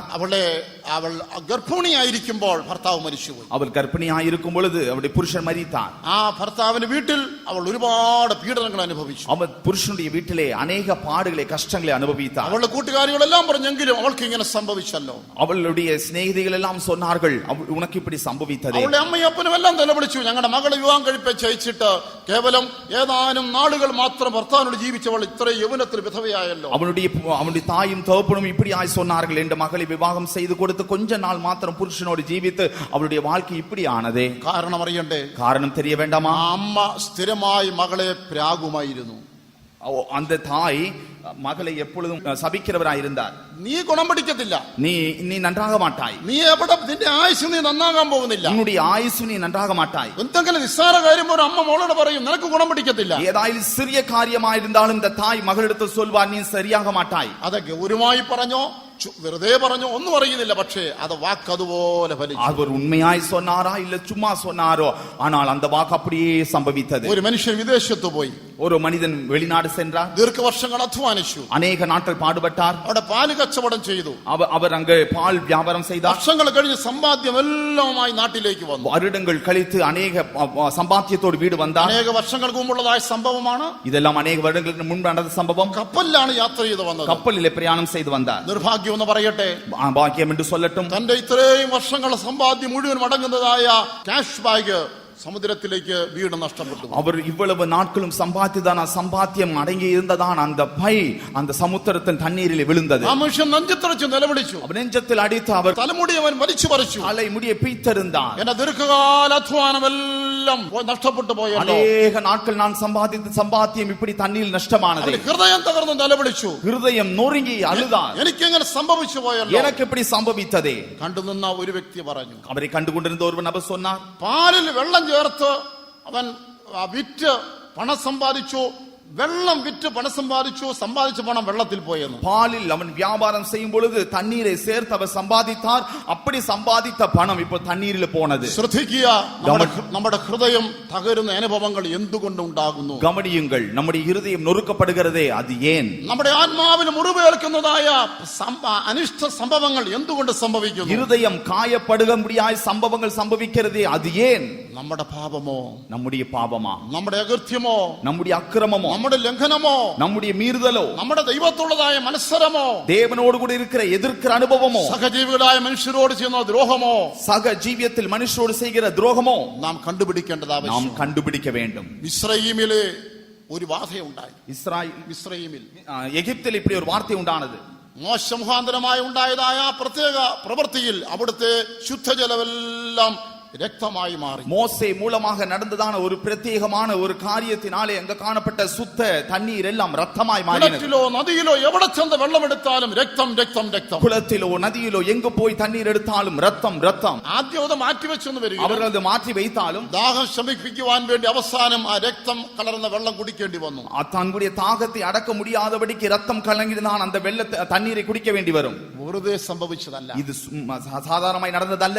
യഹൂദന്മാരുടെ കുഞ്ഞുങ്ങളെ നൈൽ നദിയിലേക്ക് വലിച്ചെറിഞ്ഞപ്പോൾ അവിടുത്തെ ചീങ്കണ്ണികൾക്ക് ആഹാരമായി നിരപരാധിയായ ശിശുക്കളുടെ രക്തം വെള്ളത്തിൽ കലർന്നപ്പോൾ ദൈവം കുറിച്ചു വെച്ചു, ഇവരെ ഞാൻ രക്തം കുടിപ്പിക്കും. யூதர்களுடைய குழந்தைகளை அவர்கள் நைல் நதியில் தூக்கி எறிந்த பொழுது, ஒன்றும் அறியாத அப்பாவி குழந்தைகளை நைல் நதியில் தூக்கி எறிந்த பொழுது பரலோகத்தின் தேவன் குறித்து வைத்தார், இந்த ஜனங்களை நான் ரத்தத்தை குடிக்க வைப்பேன். மகா சாம்ராட்டாய பரவோன், பார்வோன் என்கிற பெரிய வல்லரசனாய் இருந்தவன் இஸ்ரவேல் மக்களை பின்தொடர்ந்து செங்கடலிലേക്ക് இறங்கி இஸ்ரவேல் ஜனங்களை பின்தொடர்ந்து செங்கடலில் இறங்கினான். செங்கடல் വെള്ളവെള്ളം അവനെ മൂടിക്കളഞ്ഞു. செங்கடல் தண்ணீர் அவனை மூடினது. എന്തുകൊണ്ട് സംഭവിച്ചു? இந்த சம்பவம் ஏன் சம்பவித்தது? ഇസ്രായേൽ മക്കളുടെ ആൺസന്താനങ്ങളെ അവൻ ശുദ്ധജലമായ നദിയിലേക്ക് വലിച്ചെറിഞ്ഞ് അവൻ ശുദ്ധജലം കുടിച്ചാണ് കുഞ്ഞുങ്ങൾ മരിച്ചതെങ്കിൽ ദൈവം അവനെ ചെങ്കടലിലെ കലക്കവെള്ളം കുടിച്ചു മരിക്കുവാൻ ഇടയാക്കി. இஸ்ரவேல் ஜனங்களுடைய சிறு பிள்ளைகளை, அந்த சிசுக்களை அந்த சுத்த ஜலமான நைல் நதியிலே அவன் தூக்கி எறிந்து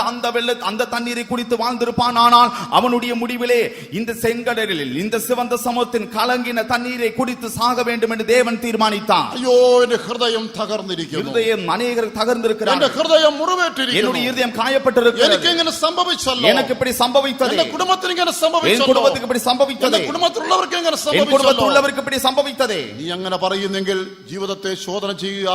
ദൈവം നിന്നെ തകർക്കുമാറ് നീ ദൈവത്തോട് എതിർത്തിരിക്കുന്നു. நீ அப்படி சொல்வாயானால் உன் ஜீவியத்தை ஆராய்ந்து பார், தேவன் உன்னை நொறுக்கும்படி உன் ஜீவியத்தில் என்ன செய்தாய்? ഒരേ ഒരു കാര്യം ചെയ്യുക, ദൈവത്തിനടുക്കിലേക്ക് മടങ്ങി ചെല്ലുക, അല്ലാതെ വേറൊരു വഴി. ஒரு காரியம் செய்யுங்கள், நீங்கள் தேவனிடத்தில் திரும்பி செல்லுங்கள், அதல்லாமல் வேறு வழி இல்லை. ഹോശേയ പ്രവചനം 6-ാം അധ്യായം 1-ാം വാക്യം. ஓசியா 6-ாம் அதிகாரம் 1-ாம் வசனம். നാം യഹോവയിലേക്ക് മടങ്ങി ചെല്ലുക. நான் என்னுடைய ஆண்டவரிடத்தில் திரும்புவேன். അവൻ നമ്മളെ കടിച്ചു കീറിയിരിക്കുന്നു. அவர் நம்மை தள்ளிவிட்டாலும் എങ്കിലും അവൻ നമ്മളെ മുറിവുകളെ കെട്ടി അവൻ നമ്മളെ സൗഖ്യമാക്കും. அவர் நம்முடைய காயங்களை கட்டி நம்மை குணமாக்குவார். അതേ, ദൈവത്തിലേക്ക് മടങ്ങി ചെല്ലുക, അല്ലാതെ നിന്റെ ഹൃദയത്തിന്റെ തകർച്ച മാറുവാൻ വേറെ വഴിയില്ല. தேவனிடத்தில் திரும்பி செல்வது அல்லாமல் இருதயத்தின் காயம் நொறுக்கப்படுதல் மாற வேற மார்க்கம் இல்லை. പരസ്യമായതോ രഹസ്യമായതോ ആയ പാപങ്ങൾ ഏറ്റു പറഞ്ഞുകൊണ്ട് ദൈവത്തിലേക്ക് മടങ്ങി ചെല്ലുക. வெளிப்படையாகவோ அந்தரங்கமானோ பாவங்களோ நீ தேவனிடத்தில் அறிக்கை செய்த விடத்தில் கிட்டி சேரு. നിന്റെ സ്നേഹിതന്മാർക്ക് വിരോധമായോ, உன்னுடைய நண்பருக்கு விரோதமாகவோ, സ്വന്തക്കാർക്ക് വിരോധമായോ, சொந்தக்காரருக்கு விரோதமாய், അയൽവാസികൾക്ക് വിരോധമായോ, அருகாமையில் இருக்க விரோதமாய்,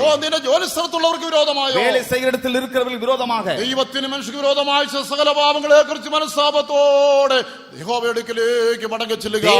അവൻ നിന്നെ സൗഖ്യമാക്കും. தேவனுக்கு விரோதமாய் மனுஷருக்கு விரோதமாய் நீ செய்ததான சகல பாவங்களையும் அறிக்கை செய்து தேவனிடத்தில் திரும்பவாயானால் உன்னுடைய சகல நொறுக்குதலையும் குணமாக்குவார். ഈ ശാസ്ത്രയും ശിക്ഷയും നിന്റെ ജീവിതത്തെ തിരുത്തുവാൻ ഹേതുവാണെങ്കിൽ അവൻ നിന്റെ മുറിവുകളെ കെട്ടും. உன்னுடைய இந்த ஆண்டவர் உனக்கு கொடுக்கதான இந்த சிச்சை உன்னுடைய ஜீவியத்தை திருத்துவதற்கு ஏதுவாக அமைந்தால் அவர் உன் காயங்களை கட்டுவார். യോബിന്റെ പുസ്തകം 5-ാം അധ്യായം 17-18 വാക്യങ്ങളിൽ വായിക്കുമ്പോൾ, யோபுவின் புத்தகம் 5-ாம் அதிகாரம் 17-18 வாசிக்கும் பொழுது, ദൈവം ശാസിക്കുന്ന മനുഷ്യൻ ഭാഗ്യവാൻ, தேவன் தண்டிக்கிற மனுஷன் பாக்கியவான். സർവശക്തന്റെ ശിക്ഷ നീ നിരസിക്കരുത്. சர்வ வல்லவருடைய சிச்சை அற்பமாய் எண்ணாதிரும். അവൻ മുറിവേൽപ്പിക്കുകയും മുറിക്കെട്ടുകയും ചെയ്യുന്നു. அவர் காயப்படுத்தி காயம் கட்டுகிறார். അവൻ ചതയ്ക്കുകയും തൃക്കൈ പൊറുപ്പിക്കുകയും ചെയ്യുന്നു. அவர் அடிக்கிறார், அவருடைய கை ஆற்றுகிறது. കഷ്ടത്തിൽ നിന്ന് അവൻ നിന്നെ വിടുവിക്കും. கஷ்டத்திலிருந்து அவர் உன்னை விடுதலையாக்குகிறார். നിന്റെ ജീവിതത്തിന്റെ ജീവിച്ച നിമിത്തം മത്സര നിമിത്തം നീ ഇന്ന് തകർച്ചയായിരിക്കുന്നെങ്കിൽ മടങ്ങി ചെല്ലുക നിന്റെ ദൈവത്തിലേക്ക്. അവൻ നിന്നെ സൗഖ്യമാക്കും. உன் பாவத்து நிமித்தம் தேவனுக்கு எதிர்த்து நின்ற காரியத்து நிமித்தம் தீமைகள் நிமித்தம் நீ நொறுக்கப்பட்டிருப்பாய். ஆனால் நீ அவரிடத்தில் திரும்பி செல், அவர் உன்னை காயங்கட்டுவார். നുറുങ്ങും ഹൃദയത്തെ നിരസിക്കില്ലയവൻ, നുറുങ്ങും ഹൃദയത്തെ നിരസിക്കില്ലയവൻ. അരുളും ആവശ്യം അനർത്ഥം അസംഖ്യമായി വന്നെന്നാകിലും വിടുതൽ തന്നിടും നാഥനവൻ. അനർത്ഥം അസംഖ്യമായി വന്നെന്നാകിലും വിടുതൽ തന്നിടും നാഥനവൻ. ആമേൻ.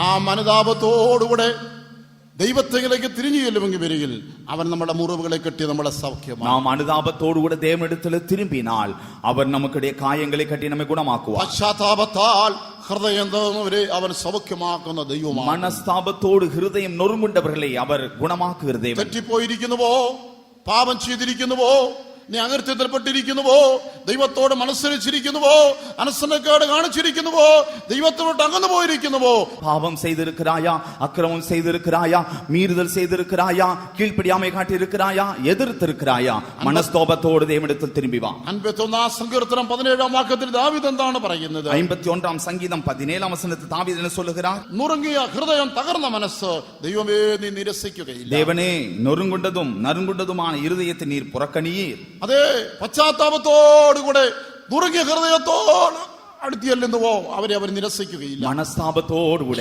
நொறுங்கிய இருதயத்தோடு கூட அவரிடத்தில் சென்றால் அவர் நிச்சயமாய் தள்ளிவிட மாட்டார். നമ്മുടെ പാപത്തെ കുറിച്ച് നാം പശ്ചാത്തപിക്കുകയേ വേണ്ടൂ. நாம் நம்முடைய பாவத்தை குறித்து மனஸ்தாபப்பட வேண்டும். നമ്മുടെ ജീവിതത്തിന്റെ പ്രശ്നങ്ങൾ ഹൃദയത്തെ തകർക്കുന്നത് പോലെ തന്നെ நம்முடைய ஜீவியத்தின் பிரச்சனைகள் இருதயத்தை தகர்க்கிறது போல അനുതാപം നമ്മുടെ ഹൃദയത്തെ തകർക്കണം. അനുതാപം, மனஸ்தாபம் இருதயத்தை நொறுக்க வேண்டும். അനുതാപം നമ്മുടെ ഹൃദയത്തിന് മുറിവേൽപ്പിക്കണം. மனஸ்தாபம் இருதயத்திலே நொறுக்கொலை செய்ய வேண்டும். ദൈവ ശബ്ദം, ദൈവത്തിന്റെ വചനം നമ്മുടെ ഹൃദയത്തെ കുത്തി കീറിക്കളയട്ടെ. தேவனுடைய வசனம், தேவனுடைய சத்தம் நம்முடைய இருதயத்தை குத்தி கிழிக்கட்டும். ദൈവത്തിന്റെ വിശുദ്ധിയുടെ പ്രമാണം നമ്മുടെ ഹൃദയത്തെ പറിച്ചു കീറട്ടെ. தேவனிடத்து புறப்படுகிற பரிசுத்தத்தின் பிரமாணம் இருதயத்தை ஊடுருவட்டும். കണ്ണുനീരോടും നിലവിളിയോടും കൂടെ നാം അവന്റെ അടുക്കലേക്ക് ചെല്ലുക. கண்ணீரோடு கூட கூக்குரலோடு கூட அவருடைய அருகாமையில் நாம் செல்லுவோம். യേശു ക്രിസ്തുവിന്റെ ഈ ജീവിതകാലത്ത് இயேசு இந்த பூமியில் இந்த நாட்களில் യേശു ശിമോൻ എന്ന വ്യക്തിയുടെ വീട്ടിൽ ഭക്ഷണത്തിനായിട്ട് പോയി.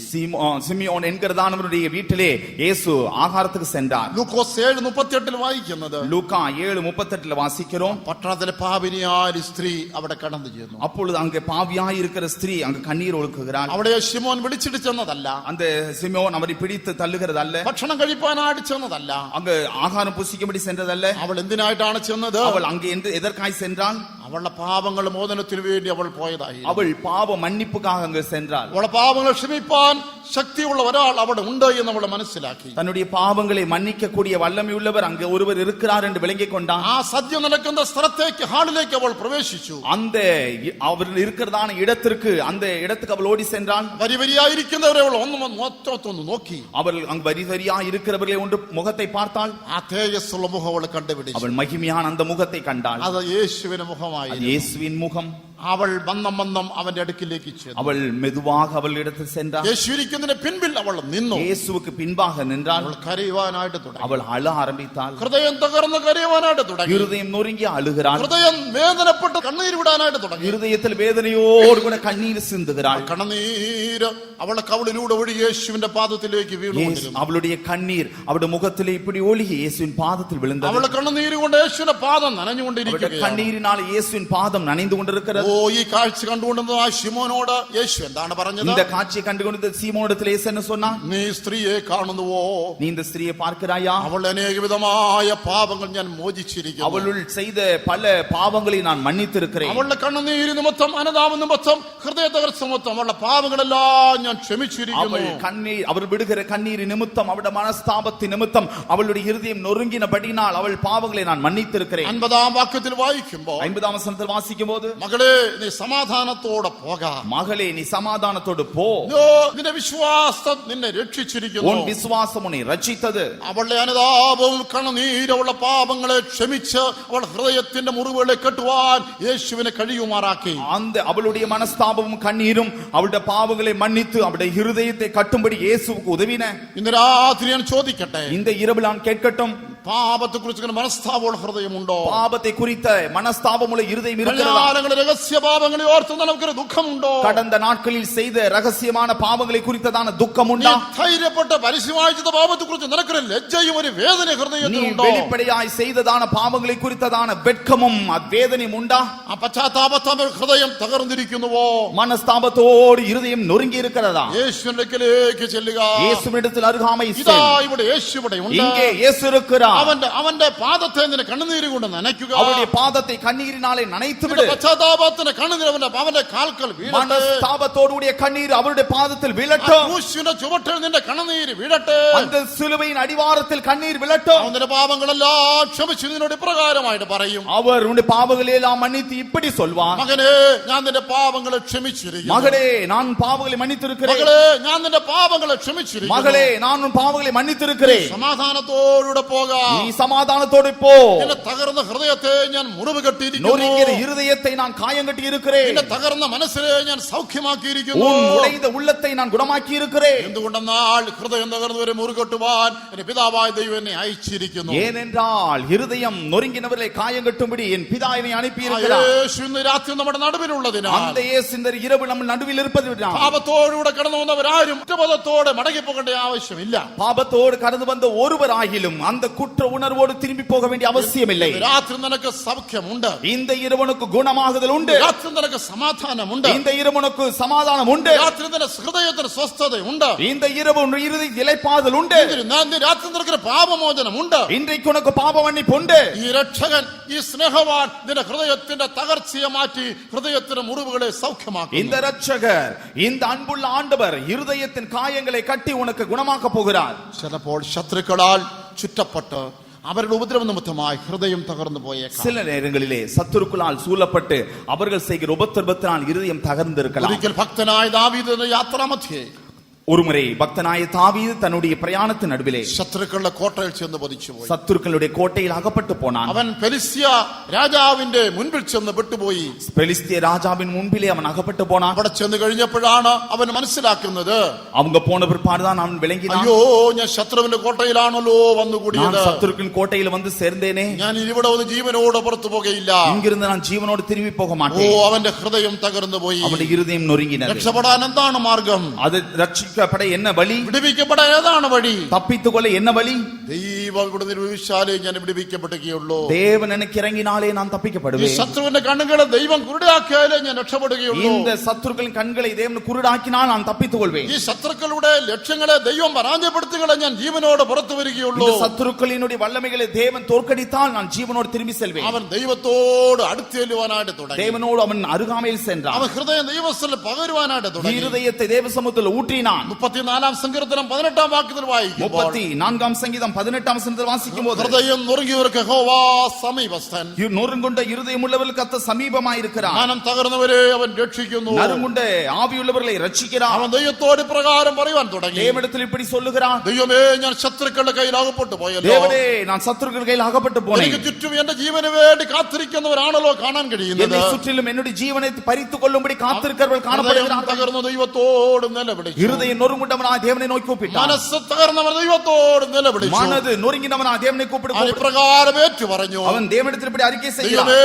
ഹൃദയം തകർന്നവർക്ക് നീ സമീപസ്ഥനാണ്. நறுங்குண்ட இருதயத்துக்கு நீ சமீபமானவர், മനസ്സ് തകർന്നവരെ രക്ഷിക്കുന്നവനാണ്. மனசு தகர்ந்தவளை ரட்சிக்கிறவர், എന്നെ രക്ഷിക്കണമേ. என்னை ரட்சிக்க வேண்டுமே. ഇന്ന് രാത്രി ഞാൻ ചോദിക്കട്ടെ, இந்த இரவு நான் கேட்கட்டும், നിന്റെ ജീവിതം എങ്ങനെ ഇരിക്കുന്നു? உன் ஜீவியம் எப்படி നീ இருக்கிறது? പ്രശ്നങ്ങൾ കടന്നു நீ പോകുകയാണോ? பிரச்சனையில் கடந்து போகிறாயோ? ശത്രു നിന്നെ ഉപദ്രവിക്കുകയാണോ? சத்துருக்களை ശത്രു உத்தரப்படுத்துகிறார்களோ? നിന്നെ പീഡിപ്പിക്കുകയാണോ? சத்துருக்கள் பயமுறுத்துகிறார்களோ? നിനക്ക് കഷ്ടവും നഷ്ടവും വരുത്തുകയാണോ? உனக்கு கஷ்டம் நஷ்டம் தருகிறார்களா? നിനക്ക് വേദനയും ദുഃഖവും സമ്മാനിക്കുകയാണോ? உனக்கு வேதனையும் துக்கமும் நீ ശത്രു നിന്നോട് അന്യായം അനീതിയും ചെയ്യുകയാണോ? உன்னிடத்தில் அநியாயம் அநீதி செய்கிறார்களோ? ശത്രു നിന്റെ ജീവനെ എടുക്കുവാൻ ശ്രമിക്കുന്നുവോ? சத்துருன் ஜீவனை எடுக்க பிரயாசப்படுகிறானோ? കുടുംബത്തെ നശിപ്പിക്കുവാനായിട്ട് തന്ത്രങ്ങൾ മെനയുന്നുവോ? குடும்பத்தை அழிக்கும்படி தந்திரங்களை எடுக்கிறானா? നിന്റെ ഭാവിയെ നശിപ്പിക്കുവാനായി അവൻ ഗൂഢാലോചന ചെയ്യുന്നുവോ? எதிர்காலத்தை நாசப்படுத்தும்படி கூடாரமிடுகிறானோ? നിന്റെ പേര് മായ്ച്ചു കളയാൻ അവൻ ശ്രമിക്കുന്നുവോ? உன் பெயரை அழித்து போடும்படி பிரயாசப்படுகிறானா? നിന്റെ ഭവനവും വസ്തുവും അപഹരിക്കുവാനായി ശ്രമിക്കുന്നുവോ? உன்னுடைய சொத்தும் உன்னுடைய எல்லா பணத்தையும் அபகரிக்க രാത്രി ശത്രു നിമിത്ത ഹൃദയം തകർന്ന് കാണപ്പെടുന്നെങ്കിൽ, சத்துருக்கு நிமித்தமாய் இருதயம் தகர்ந்தவனாய் இந்த இரவில் காணப்படுவாயானால், ശത്രു നിമിത്തമായി ഹൃദയത്തിൽ മുറിവേറ്റവളായി കാണപ്പെടുന്നെങ്കിൽ, சத்துரு நிமித்தமாய் இருதயத்திலே காயப்பட்டவனாய் காணப்படுவாயானால், പറയട്ടെ, ഹൃദയം തകർന്നവർക്ക് അവൻ സമീപസ്ഥനാണ്. நான் உங்களுக்கு சொல்லுகிறேன், இருதயம் நொறுங்கினவருக்கு அவர் சமீபம். നിന്റെ ഹൃദയം തകർന്നതിനാലും ഇതാ അവൻ നിന്റെ സമീപേ വന്നിരിക്കുന്നു. இதோ இருதயம் தகர்ந்தவனுக்கு சமீபமாய் அவர் வந்திருக்கிறார். നിന്റെ മനസ്സിന് ഏറ്റവും മുറിവ് നിമിത്തമായി അവൻ നിന്റെ സമീപേ വന്നിരിക്കുന്നു. உன்னுடைய உள்ளத்தில் இருக்கிற காயத்தின் நிமித்தம் உனக்கு சமீபமாய் வந்திருக்கிறார். വെറുതെ വരികയല്ല, அவர் வெறுமையாய் வருகிறதில்லை, മുറിവുകളെ സൗഖ്യമാക്കുവാൻ വന്നിരിക്കുന്നു. உன் காயங்களை கட்டும்படி வருகிறார். യേശു ഒരു യാത്രക്കാരനെ കുറിച്ച് പറയുകയുണ്ടായി. இயேசு ஒரு பிரயாணியை குறித்து சொல்லுகிறார். അവൻ യെരൂശലേമിൽ നിന്ന് യെരിഹോവിലേക്ക് அவன் പോകുകയായിരുന്നു. எருசலேமிலிருந்து எரிகோவுக்கு போகிறான். വഴിമധ്യേ അവൻ ശത്രുക്കളുടെ കയ്യിൽ അകപ്പെട്ടു. அவன் வழியின் மத்தியிலே சத்துருக்களில் அகப்பட்டார். ശത്രുക്കൾ ഒരു വസ്ത്രം വലിച്ചുരിഞ്ഞു കളഞ്ഞിട്ട് சத்துருக்கள் அவன் வஸ்திரத்தை பிடுங்கினார்கள், അവൻ അവരെ മുറിവേൽപ്പിച്ചു. காயப்படுத்தினார்கள். അവൻ ഒരു അർത്ഥർപ്പാണനായി മാറി. அவர் குற்றுயிருள்ளவனாய் மாறினார். സഹായമറ്റവനായി അവിടെ കിടന്നു. உதவி இல்லாமல் கிடக்கிறான். അവിടെ പലരും കടന്നുപോയി. பலரும் அவனை கடந்தார்கள். അവരെല്ലാം കണ്ടിട്ടും കാണാത്തവരെ പോലെ കടന്നുപോയി. அவர்கள் கண்டும் காணாதவர்களாய் கடந்து എന്നാൽ போனார்கள். ഒടുവിൽ ഒരു ശമരിയാക്കാരൻ വഴിയായിട്ട് വന്നു. கடைசியாக ஒரு சமாரியன் அங்கு வந்தான். അവനൊരു അന്യജാതിക്കാരൻ. அவர் அந்நிய ஜாதிக்காரன். എങ്കിലും അത് ഇവനോട് മനസ്സറിഞ്ഞ് അവനെ സഹായിച്ചു. என்றால் இவனோடு மனதுருகி அவனுக்கு உதவி செய்தான். ലൂക്കോസ് 10:30 വായിക്കുന്നത് പോലെ லூக்கா 10:30 வாசிக்கிறோம். അവൻ മുറിവേറ്റവനായ ചെറുപ്പാണനായിട്ട് കിടക്കുമ്പോൾ அவன் இவர் குற்றுயிருள்ளவனாய் கிடக்கும் பொழுது 34 വാക്യത്തിൽ വായിക്കുന്നു, 34 வசனத்தை வாசிக்கிறோம். ശമരിയാക്കാരൻ വന്ന് അവന്റെ മുറിവുകളെ കെട്ടി. அந்த சமாரியன் வந்து அவன் காயங்களை கட்டினான். അവന്റെ പാണ്ടക്കെട്ട് തുറന്ന് അതിൽ നിന്ന് എണ്ണയും വീഞ്ഞും പുറത്തെടുത്തു. அவன் எண்ணெயும் திராட்சரசத்தையும் எடுத்து ആ എണ്ണയും വീഞ്ഞും ആ മുറിവുകളിലേക്ക് ഒഴിച്ച് അത് മുൾക്കെട്ടി അതിനെ സൗഖ്യം അവനെ ആശ്വസിപ്പിച്ചു. அந்த காயங்களிலே இந்த எண்ணெயும் திராட்சரசம் வார்த்து அந்த காயங்களை கட்டினான். ശത്രുക്കളാൽ നീ മുറിവേറ്റവനായി, சத்துருக்களினால் நீ காயப்பட்டவனாய், ശത്രുക്കളാൽ ഹൃദയം നിറഞ്ഞവനായി, சத்துருக்களால் இருதயம் நொறுங்கினவனாய், അതേ നിന്റെ ജീവിതത്തിൽ കഷ്ടങ്ങളും നഷ്ടങ്ങളും ഉപദ്രവം നിമിത്തം உன் ஜீவியத்தில் கஷ்டங்கள் நஷ்டங்கள் உபத்திரவத்தின் நிமித்தம் രാപകൽ തോരാത്ത കണ്ണുനീര് കുടിച്ച് ജീവിക്കുന്നു. ஒவ்வொரு நாளும் கண்ணீரோடு ஜீவித்துக் கொண்டிருக்கும். ഹൃദയം തകർന്ന് മുറുകെട്ടുവാൻ വന്നവൻ നിന്നെ സഹായിപ്പാൻ ഇതാ വന്നിരിക്കുകയാണ്. இருதயம் நொறுங்குண்டவர்களுக்கு காயம் கட்ட வந்தவர் இதோ உனக்கு சமீபமாய் இருக்கிறார். ഇന്ന് രാത്രി കർത്താവേ, ശത്രു നിമിത്തം ഞാൻ മുറിവേറ്റിരിക്കുന്നു പറയുന്നെങ്കിൽ, ஆண்டவரே, சத்துருக்கள் நிமித்தமாய் நான் காயப்பட்டிருக்கிறேன் என்று இரவு நீ கர்த்தரை நோக்கி சொல்வாயானால், എതിരാളികളുടെ പീഡ നിമിത്തമായ ഹൃദയം തകർന്നിരിക്കുന്നു നിലവിളിക്കുന്നു, ஜாதிகள் நிமித்தனுடைய அவருடைய எதிர்ப்பு நிமித்தமாய் பயமுறுத்தல் நிமித்தமாய் நான் கஷ்டப்படுகிறேன் என்று சொல்வாயானால், നല്ല ശമരിയക്കാരനായ യേശു നിന്റെ മുറിവുകളെ ഇന്ന് രാത്രി കെട്ടാൻ நல்ல சமாரியனாகிய இயேசு இந்த இரவில் உன் காயங்களை கட்டுவார். ചിലപ്പോൾ വിമർശന ശരങ്ങളാൽ നമ്മുടെ ഹൃദയം മുറിവേറ്റേക്കാം. சில நேரத்திலே பலருடைய விமர்சனங்களாலே நம்முடைய இருதயம் காயப்பட்டிருக்கலாம். ഒരു മനുഷ്യൻ അമ്പും വില്ലും എടുത്തിട്ട് ஒரு மனிதன் அம்பும் வில்லும் எடுத்து ആ അമ്പ് പായിച്ചു വിടുന്നത് പോലെ, அம்பு அவன் தூரத்தில் எய்கிறது போல, മനുഷ്യൻ വാക്കുകളാൽ മറ്റവരെ മുറിവേൽപ്പിക്കുകയാണ്. மனிதன் தன்னுடைய வார்த்தைகளால் மற்றவரை காயப்படுத்துகிறான். ഒരു ദയയില്ലാത്ത വിമർശനം, இரக்கமில்லாத வார்த்தைகள், ഒരു ദയയില്ലാത്തതായ ആക്ഷേപ വാക്കുകൾ, தயை இரக்கமில்லாத ஆட்சேபிக்கிற வார்த்தைகள், ആ വാക്കുകൾ ഹൃദയത്തിലേക്ക് കൂരമ്പുകൾ പോലെ തുളച്ചു அந்த കയറുകയാണ്. வார்த்தைகள் மனிதனுடைய இருதயத்திலே அம்பு கூர்மையான அம்பு போல துளைத்து ஏறுகிறது. അതിന്റെ വേദന സഹിപ്പാൻ കഴിയുന്നില്ല. அதனுடைய வேதனையை சகிக்க முடிகிறது. മനുഷ്യന്റെ വിമർശന വാക്കുകൾ നിമിത്തം மனிதனுடைய விமர்சன வார்த்தை நிமித்தம் ഹൃദയം തകർന്നു പോകുന്നു, இருதயம் நொறுங்கிட்டு போகிறது, മനസ്സ് തകർന്നു പോകുന്നു, உள்ளம் நொறுங்குகிறது, മനസ്സിനും ആത്മാവിനും മുറിവേറ്റവനായി വിലപിക്കേണ്ടി വരുന്നു. உள்ளத்திலும் ஆத்துமாவிலும் காயப்பட்டவனாய் கவலைப்படுகிறார். യോബ് എന്ന പേരുള്ള ഒരു ഭക്തനുണ്ടായിരുന്നു. யோபு என்கிற பக்தன் இருந்தார். ഭക്തന് നീതിമാനുമായിരുന്നിട്ട് പോലും பக்தனாய் நீதிமானாய் இருந்தும் അവനെ കഷ്ടകാലം നേരിട്ടു. அவருக்கு ஒரு கஷ்டகாலம் வந்தது. അവന്റെ കഷ്ടത്തിന് നാളുകൾ വന്നപ്പോൾ அந்த கஷ்டத்தின் நாள்கள் வந்தபோது അവന്റെ സമ്പത്തുകൾ ഒന്നൊന്നായി നഷ്ടപ്പെടാനായിട്ട് തുടങ്ങി. அவருடைய ஆஸ்திகள் ஒன்றொன்றாய் இழந்தார். അക്കാലത്തെ സമ്പത്തും പ്രകാരം அந்த நாட்களின் சம்பத்தின்படி ഒട്ടകം, ஒட்டகம், ആട്, ஆடு, കാള, കാള, കഴുത, കഴുதை, ആദിയായതൊക്കെ അവൻ ഒന്നിനു പുറകെ ഒന്നായി നഷ്ടപ്പെട്ടു. ஒரு கூட்டம் கூட்டமாய் ஒன்றன் பின் ஒன்றாய் இழந்து അവന്റെ கொண்டிருக்கிறார். വരുമാന മാർഗം നിന്നുപോയി. வருமான மார்க்கம் நின்றது. അവന്റെ സമ്പത്തെല്ലാം നഷ്ടപ്പെട്ടു. சம்பாத்தியம் எல்லாம் അവന്റെ நஷ்டமான. ശരീരം മാത്രമായി ശേഷിച്ചു. இப்பொழுது அவனுடைய சரீரம் பலவீனப்படுகிறது. അവന് 10 മക്കളുണ്ടായിരുന്നു. 10 பிள்ளைகள் 10 இருந்தார்கள். പേര് ഒന്നിച്ചൊരു അപകടത്തിൽ മരിച്ചുപോയി. 10 பேர் ஒரு விபத்தில் ஒன்றாய் மரித்தார்கள். അവനോ അവന്റെ ഭാര്യ മാത്രമായി இப்பொழுது தானும் அவருடைய மனைவியும் அவர் மாத்திரம் இருக்கிறார். പെട്ടെന്ന് ഇതാ അവന്റെ ആരോഗ്യം നഷ്ടപ്പെട്ടവൻ രോഗിയായി മാറി. இப்பொழுது அவனுடைய ஆரோக்கியம் நஷ்டப்பட்ட வியாதிஸ்தனாய் மாறுகிறார். സകലവും നഷ്ടപ്പെട്ടവനായി അവന് വിലപിച്ചുകൊണ്ടിരിക്കും. சகலமும் இழந்தவராய் இங்கு புலம்பிக் கொண்டிருக்கிறார். கொண்டிருக்கிறார். അവന്റെ സ്നേഹിതന്മാർ അവനെ കാണുവാനായി அவனை വന്നു. காண அவருடைய சிநேகிதர் അവരെ வந்தார்கள். കണ്ടവന് വലിയ ആശ്വാസം ഉണ്ടായി. அவர்களை பார்த்தபோது ஒரு ஆறுதல் അതോ உண்டானது. എന്റെ കഷ്ടത്തെ അവർ അറിഞ്ഞല്ലോ, என்னுடைய கஷ்டம் அவர்கள் എന്റെ தெரிந்தது, അവസ്ഥയെ അവർ என்ற മനസ്സിലാക്കിയല്ലോ, நிலவரம் அவர்கள் புரிந்தது. അവരെന്നെ തേടി വന്നല്ലോ, என்னை தேடி வந்தார்களே, എന്റെ അടുക്കൽ என் വന്നല്ലോ. அருகாமையில் வந்தார்களே. എന്നാൽ അവരെ കുറെ ദിവസം അവനോടുകൂടി ഇരുന്നതിന് ശേഷമായി அவர்கள் கொஞ்ச நாட்கள் அவரோடு கூட இருந்து അവർ വായു തുറന്ന് സംസാരിക്കാനായിട്ട് തുടങ്ങി. இப்பொழுது வாய் திறந்து பேச അവർ ஆரம்பிக்கிறார்கள். എന്താണ് സംസാരിക്കുന്നത്? அவர் என்ன பேசினார்கள்? അവർ ആശ്വാസവാക്കുകളായിരുന്നുവോ? ஆறுதலான வார்த்தைகளா? ഇല്ല. இல்லை. അതെ, യോബിന്റെ പുസ്തകം 19-ാം അധ്യായം யோபின் புஸ்தகம் 19ஆம் அதிகாரம் അതിന്റെ 2-3 വാക്യങ്ങൾ വായിക്കുമ്പോൾ அதனுடைய 2-3 வசனங்களை അവന്റെ வாசித்தால் സ്നേഹിതന്മാരുടെ വാക്കുകൾ അവനെ തകർക്കുന്ന വാക്കുകളായി. அவருடைய சிநேகிதருடைய வார்த்தைகள் அவரை நொறுக்குற வார்த்தைகள். അവര് എന്താണ് അവനോട് പറഞ്ഞത്? அவரிடத்தில் என்ன சொன்னார்கள்? ഇതൊന്നും നിനക്ക് ചുമ്മാതെ വന്നതല്ല, இதெல்லாம் உனக்கு சும்மா வரவில்லை. നിന്റെ ഭക്തി ഒരു കാപട്യമായിരുന്നു, உன்னுடைய பக்தி ஒரு வேஷம், നീ ഒരു കപടഭക്തനായിരുന്നു, நீ ஒரு மாயையான மனிதன், നീ മനുഷ്യന് മുൻപാകെ ഭക്തനായിരുന്നെങ്കിലും ദൈവമുൻപാകെ നീ മോശക്കാരനായിരുന്നു.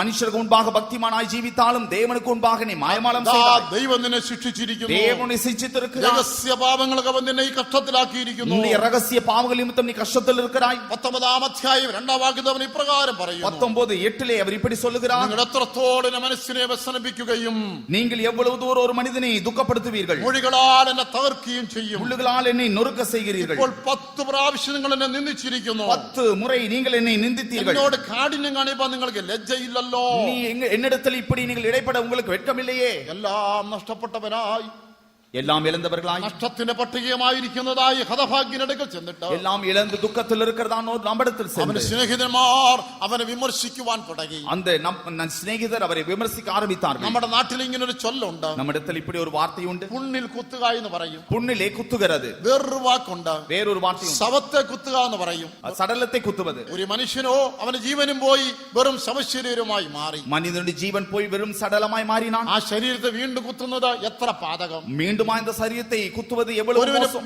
ഒരുവൻ പുണ്ണ് വന്ന് എത്രയോ വേദനപ്പെട്ടിരിക്കും. ஒருவன் புண்ணினால் எவ்வளவு கஷ்டப்படுகிறான். അങ്ങും ഇങ്ങും മാറാതെ പുണ്ണിൽ തന്നെ കുത്തുന്നത് എത്ര വേദനാജനകം. அங்கும் இங்கும் மாறி குத்தாமல் புண்ணிலே மீண்டும் குத்துவது எவ்வளவு மோசம். നോക്കൂ, യോബിനെ അവർ പുണ്ണിൽ കുത്തുകയാണ്. பாருங்கள், யோபை அவருடைய புண்ணிலே குத்துகிறார்கள். അവരെ വിമർശിക്കുകയാണ്, அவரை விமர்சிக்கிறார்கள், കുറ്റപ്പെടുത്തുകയാണ്, அவரை குற்றப்படுத்துகிறார்கள், ആക്ഷേപിച്ച് அவர் സംസാരിക്കുകയാണ്. ஆட்சேபித்து பேசுகிறார்கள். ഓ, വിമർശന ശരങ്ങളേറ്റ് അവന്റെ ഹൃദയം തകർന്നു പോയി. விமர்சன வார்த்தைகளால் இருதயம் நொறுங்குண்டது. നിങ്ങൾ അങ്ങനെയുള്ള പാതയിൽ കടന്നു പോകുന്നുണ്ടോ? நீங்கள் அப்படிப்பட்ட பாதையில் போகிறீர்களா? നിങ്ങളുടെ കഷ്ടങ്ങളുടെ മധ്യേ, உங்களுடைய கஷ்டங்களின் மத்தியில், നിങ്ങളുടെ രോഗത്തിന് മധ്യേ, வியாதியின் மத்தியில், നിങ്ങളുടെ വേദനയുടെ മധ്യേ, வேதனையின் மத்தியில், കണ്ണുനീരിന്റെ പാതയിൽ, கண்ணீரின் பாதையில், നിങ്ങളെ മനസ്സിലാക്കാതെ മനുഷ്യന്റെ വാക്കുകൾ, உங்களை புரிந்து கொள்ளாத மனுஷனுடைய வார்த்தைகள், നിങ്ങളെ പിന്നെ വേദനിപ്പിക്കുന്നതായി വിമർശന വാക്കുകൾ, மறுபடியும் வேதனைப்படுத்துகிற விமர்சன வார்த்தைகள், നിങ്ങളുടെ മുറിവിനെ പിന്നെയും വലുതാക്കുന്നതായ ആക്ഷേപ വാക്കുകൾ, உங்கள் காயங்களை மீண்டும் காயப்படுத்துகிற ஆட்சேபிக்கிற வார்த்தைகள், നിങ്ങളുടെ കണ്ണുനീരിനെ വർദ്ധിപ്പിക്കുന്നതായ അതേ ദോഷകരമായ വ്യാഖ്യാനങ്ങൾ, உங்களுடைய கண்ணீரை அதிகப்படுத்துகிறதான மோசமான வியாக்கியானங்கள். ഒരിക്കൽ ദാവീദും ആ പാതി കടന്നു പോകാനിടയായി. தாவீது அந்த பாதையில் கடந்து போனார். 69-ാം സങ്കീർത്തനത്തിൽ അവൻ അത് വിവരിക്കുന്നുണ്ട്. 69ஆம் சங்கீதம் விவரமாய் சொல்லுகிறது. അതിന്റെ 26-ാം വാക്യത്തിൽ അവൻ എന്താണ് പറയുന്നത്? அதனுடைய 26ஆம் வசனத்தில் அவர் என்ன சொல்கிறார்? നിന്ന എന്റെ ഹൃദയത്തെ തകർത്തു കളഞ്ഞു. நிந்தை என் இருதயத்தை நொறுக்கினது. അഥവാ അവന്റെ അടുക്കൽ വന്നവർ അവനെ നിന്ദിപ്പാനായിട്ട് തുടങ്ങി. அவர் அருகாமையில் வந்தவர்கள் நிந்திக்க ஆரம்பித்தார்கள். 69-ാം സങ്കീർത്തനം 26-ാമത്തെ വാക്യം. 69ஆம் சங்கீதம் 26ஆம் வசனம். നീ ദണ്ഡിപ്പിച്ചവനെ അവർ ഉപദ്രവിക്കുന്നു, தேவரீர் அடித்தவனை அவர்கள் துன்பப்படுத்தி, നീ മുറിവേൽപ്പിച്ചവരുടെ വേദന അവർ വിവരിക്കുന്നു. நீர் காயப்படுத்தினவர்களை நோக பேசுகிறார்கள். അവന്റെ വേദനയെ കണ്ടിട്ട് ആ വേദനയെ അവർ വിവരിച്ച് രസിക്കുകയാണ്. அவனுடைய வேதனையை கண்டு அந்த வேதனை அவர் விவரித்து ரசிக்கிறார்கள். ഇങ്ങനതായൊരു ദണ്ഡനത്തിൽ അവനായിരിക്കുമ്പോൾ പിന്നെയും വാക്കുകളാൽ അവനെ ദുഃഖിപ്പിക്കുകയാണ്. இப்படிப்பட்ட தண்டனையில் அவன் உள்ளாகி இருக்கும் பொழுது திரும்பவும் வார்த்தையினால் இன்னும் அதிகமாய் துக்கப்படுத்துகிறார்கள். 20-ാം വാക്യത്തിൽ അവൻ എന്താണ് പറയുന്നത്? 20 வசனத்தில் என்ன சொல்லுகிறார்? നിന്ന എന്റെ ഹൃദയത്തെ തകർത്തു, நிந்தை என் இருதயத்தை பிளந்தது, ഏറ്റവും വിഷാദിച്ചിരിക്കുന്നു, நான் மிகவும் வேதனைப்படுகிறேன். വല്ലവന് സഹതാപം തോന്നുമോ എന്ന് ഞാൻ നോക്കിക്കൊണ്ടിരുന്നു, ആർക്കും തോന്നിയില്ല. எனக்காக பரிதபிக்கிறவன் உண்டோ என்று காத்திருந்தேன், ஒருவனும் இல்லை. ആശ്വസിപ്പിക്കുന്നവരുണ്ടോ എന്ന് നോക്കിക്കൊണ്ടിരുന്നു, ആരെയും കണ്ടില്ല. கேட்கிறவர்களுக்கு காத்திருந்தேன், ஒருவனையும் காணேன். ജീവിതത്തിൽ നാം ആ പാതയിൽ കടന്നുപോയെന്ന് വന്നേക്കാം. ஜீவியத்தின் 4ஆம் விதமான பாதையில் கடந்து போனால், നിന്നയുടെ വാക്കുകളാൽ ഹൃദയം തകരുന്നതായ അനുഭവങ്ങൾ, நிந்தையின் வார்த்தைகளால் இருதயம் பிளக்கிற அனுபவங்கள், നമ്മുടെ കഷ്ടത്തെയും വേദനയെയും വിവരിച്ച് ആളുകൾ രസിക്കുന്നതായ അനുഭവങ്ങൾ, நம்முடைய கஷ்டத்தையும் வேதனையும் அதை விவரித்து சந்தோஷப்படுகிற ஆட்கள், നമ്മുടെ കഷ്ടങ്ങളും നഷ്ടങ്ങളും രോഗങ്ങളും വേദനകളും പറഞ്ഞ് മറ്റുള്ളവര് അങ്ങനെ അവന് വന്നത് നന്നായി എന്ന് പറയുന്നതായ സന്ദർഭങ്ങൾ, நம்முடைய கஷ்டங்கள் நஷ்டங்கள் வேதனைகள் வியாதிகள் இவைகளை குறித்து மற்றவர்கள் அவனுக்கு வந்தது நல்லது என்று சொல்லுகிறவர்கள். 69 സങ്കീർത്തനം മശിഹാ സങ്കീർത്തനം കൂടെയാണ്. 19 சங்கீதம் மேசியாவின் சங்கீதம். യേശു ആ പാതയിൽ കടന്നുപോയി. இயேசு ആ പാതയിൽ கடந்து சென்றார். ദാവീദ് വാക്കുകൾ പറയുമ്പോൾ ഒരു പ്രവചനമായ യേശുവിനെ കുറിച്ച് കൂടെ പറയുകയാണ്. தாவீது இந்த வார்த்தைகளை இயேசுவை குறித்த தீர்க்கதரிசனமாய் சொல்லுகிறார். യേശു പൂർണ്ണമായും തകർക്കപ്പെട്ടു. இயேசு பூர்ணமாய் நொறுக்கப்பட்டார். അവൻ ക്രൂശുമായി കടന്നു പോകുമ്പോൾ சிலுவையோடு கடந்து செல்லும்போது അനേകർ എന്താണ് വിചാരിച്ചത്? அநேகர் என்ன சிந்தித்தார்கள்? ഇവൻ വലിയ നീതിമാനായിട്ട് പ്രവാചകനായി നടന്നു. இவர் ஒரு நீதிமானாய் தீர்க்கதரிசியாய் நடந்தார். ഇങ്ങനെ വന്നത് എന്തുകൊണ്ട്? ஏன் இப்படி சம்பவித்தது? അവനെ രണ്ട് കള്ളന്മാരുടെ മധ്യേ ക്രൂശിച്ചപ്പോൾ, இரண்டு கல்லர் மத்தியிலே சிலுவையில் அறைந்தபோது ഞങ്ങൾ ന്യായമായത് അനുഭവിക്കുന്നു, நாங்கள் நியாயமாயதை அனுபவிக்கிறோம். നിനക്ക് എന്തുകൊണ്ട് ഇങ്ങനെ സംഭവിച്ചു? உமக்கு ஏன் இப்படி சம்பவித்தது? നീ ഒരു നീതിമാനാണോ? നീ ഇപ്പോൾ തന്നെ രക്ഷിക്കുക. நீ ஒரு நீதிமானாயிருந்தால் உன்னை ரட்சித்துக்கொள். അവനെ ഒരു വഴിയരികെയാണ് ക്രൂശിച്ചത്. அவர் வழி அருகே சிலுவையில் அறையப்பட்டார். വഴിയിലൂടെ യാത്ര ചെയ്തവർക്കെയും അവനെ നോക്കി തലകുലുക്കി ആ കൊള്ളാമെന്ന് അവനെ வழி அருகே கடந்து செல்லுகிறவர் அவளை பார்த்து தலையை துலுக்கி பரவாயில்லை என்று சொன்னார்கள். എന്തുകൊണ്ട് ആ പാതയിൽ പോയി? ஏன் நம்முடைய இயேசு அந்த பாதையில் போனார்? നീതിമാനാണെന്ന് എല്ലാവരും വിധിച്ചു. எல்லாரும் நீதிமானா, പിശാച് പോലും അവനെ കുറ്റം പറഞ്ഞില്ല. பிசாசு கூட அவரை குற்றப்படுத்த முடியவில்லை. പിന്നെ എന്തുകൊണ്ട് ആ പാതയിൽ പോയി? அவருக்கு ஏன் இந்த பாதை? നിങ്ങൾക്കും എനിക്കും വേണ്ടി, உங்களுக்கா எனக்காக. അതുകൊണ്ടാണ് പുത്രനെ തകർക്കുവാൻ പിതാവ് ഇഷ്ടം തോന്നി എന്ന് വായിക്കുന്നത്. ஆகவே தான் தன்னுடைய குமாரனை நொறுக்க பிதாவுக்கு இஷ்டமானது என்று നിങ്ങൾക്ക് வாசிக்கிறோம். വേണ്ടിയും എനിക്ക് വേണ്ടി യേശു ആ പാതയിൽ പോയപ്പോൾ உங்களுக்காக எனக்காக இயேசு அந்த பாதையில் போனபோது ലോകം അവനെ നിന്ദിച്ചു, உலகம் அவரை நிந்தித்தது. ലോകക്കാർ അവനെ പരിഹസിച്ചു, உலகத்தில் இருக்கிறவர்கள் பரியாசித்தார்கள். നിന്ന അവന്റെ ഹൃദയത്തെ തകർത്തു കളഞ്ഞു. நிந்தை அவருடைய இருதயத்தை நொறுக்கினது. ഓ, ഈ അനുഭവങ്ങൾ നാം കടന്നു പോകുമ്പോൾ அவர்கள் எல்லாரும் கடந்து போகும்போது നമ്മളെ ആശ്വസിപ്പിക്കുവാൻ, அவரை ஆறுதல் படுத்தும்படி, നമുക്ക് തുല്യമായ യേശു പാതയിൽ കടന്നുപോയി എന്ന് ഓർത്തുകൊള്ളുക. நம்மை ஆறுதல் படுத்தும்படி நமக்கு நிகராக இயேசு அந்த பாதையில் கடந்து போனார். 2 ശമൂവേൽ 22:19. 2 சாமுவேல் 22:19. ദാവീദ് എന്താണ് പറയുന്നത്? தாவீது என்ன சொல்லுகிறார்? എന്നെ അനർത്ഥ ദിവസത്തിൽ അവർ എന്നെ ആക്രമിച്ചു. என்னுடைய ஆபத்து நாளில் எனக்கு எதிரிட்டு வந்தார்கள். അതെ, അനർത്ഥ ദിവസത്തിൽ അവർ നമ്മളെ ആക്രമിക്കുകയാണ്. நம்முடைய ஆபத்து நாளில் நமக்கு எதிரிட்டு അതെ, வருகிறார்கள். എന്നാലും യഹോവ എനിക്ക് തുണയായിരുന്നു. கர்த்தரோ எனக்கு ஆதரவாய் இருந்தார். ഇന്ന് രാത്രി ഞാൻ നിങ്ങളോട് പറയട്ടെ, இந்த இரவில் நான் உங்களிடத்தில் சொல்லட்டும். അനേക വിമർശന ശരങ്ങളാൽ നിന്റെ ഹൃദയം തകർന്നിരിക്കുന്നു. அநேக விமர்சன வார்த்தையினால் இருதயம் நொறுங்குண்டிருக்கிறீர்களோ? അനേകരുടെ നിന്ന നിന്റെ മനസ്സിനെ തകർത്തിരിക്കുന്നു. அநேகருடைய நிந்தை உன் இருதயத்தை தகர்த்திருக்கிறதா? അനേകരുടെ ആക്ഷേപ വാക്കുകൾ നിന്നെ കണ്ണുനീരിൽ ആഴ്ത്തിയിരിക്കുന്നു. அநேகருடைய ஆட்சேப வார்த்தைகள் உன் கண்ணீரில் தள்ளி இருக்கிறதோ? നിന്നെ പോലെ എന്നെ പോലെ ഇതേ പാതി പോയ യേശു നിന്റെ മുറിവ് കെട്ടുവാൻ മതിയായവനാണ്. உன்னை போல என்னை போல இந்த பாதையில் கடந்து சென்றதான இயேசு உன் காயங்களை கட்ட போதுமானவர். നിങ്ങളും ഞാനും പോകുന്ന പാത യേശുവിനെ നന്നായി മനസ്സിലാക്കും. நீங்களும் நானும் செல்கிற பாதை இயேசுவுக்கு நன்றாய் தெரியும். നിനക്കും എനിക്കും തുല്യമായി അവൻ ഈ പാതയിൽ കടന്നു പോയതുകൊണ്ട് അവൻ ഈ വേദന മനസ്സിലാകും. உங்களுக்கும் எனக்கும் நிகராகவே அவர் இந்த பாதையில் கடந்து போனபடினால் இந்த வேதனை அவருக்கு ഓ, தெரியும். അവനാണ് നമ്മുടെ തുണ, அவர்தான் நம்முடைய துணை, അവനാണ് നമ്മുടെ ആശ്വാസകൻ, அவர்தான் நம்முடைய ആறுதൽ, അവനാണ് നമ്മുടെ കണ്ണുനീര് തുടയ്ക്കുന്നവൻ. அவர்தான் நம்முடைய கண்ணீரை துடைக்கிறவர். യേശുവിന് തുല്യമായി ലോകത്തിൽ വേറെ ആരുമില്ല. இயேசுக்கு நிகரான ஒருவரும் உலகத்தில் இல்லை. പട്ടിണി പൈദാഹം പരിഹാസം നിന്നകൾ അനുദിനം അനുഭവിച്ച അനുദിനം ഈഹത്തിൽ ഞാൻ. പട്ടിണി പൈദാഹം പരിഹാസം നിന്നകൾ അനുദിനം അനുഭവിച്ച അനുദിനം ഈഹത്തിൽ ഞാൻ. ആരും തുണയില്ല തിരിക്കുന്ന നേരത്തും അരികിൽ വന്നാശ്വാസം നീകുമെന്നാഥനെ പോളാരുമാരോ വാസത്തിൽ എന്റെ കാന്തനം യേശുവല്ലാരും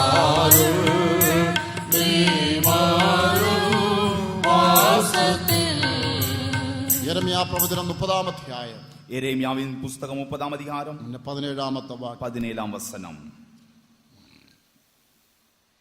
അവർ നിന്നെ ഭ്രഷ്ടയെന്നും ആരും തിരിഞ്ഞു നോക്കാത്ത സിയോൻ എന്നും വിളിക്കുകൊണ്ട് ഞാൻ നിന്റെ മുറിവുകളെ പൊറിപ്പിച്ച് നിനക്ക് ആരോഗ്യം വരുത്തുമെന്ന് യഹോവയുടെ അരുളപ്പാട്. യഹോവയുടെ അരുളപ്പാട്.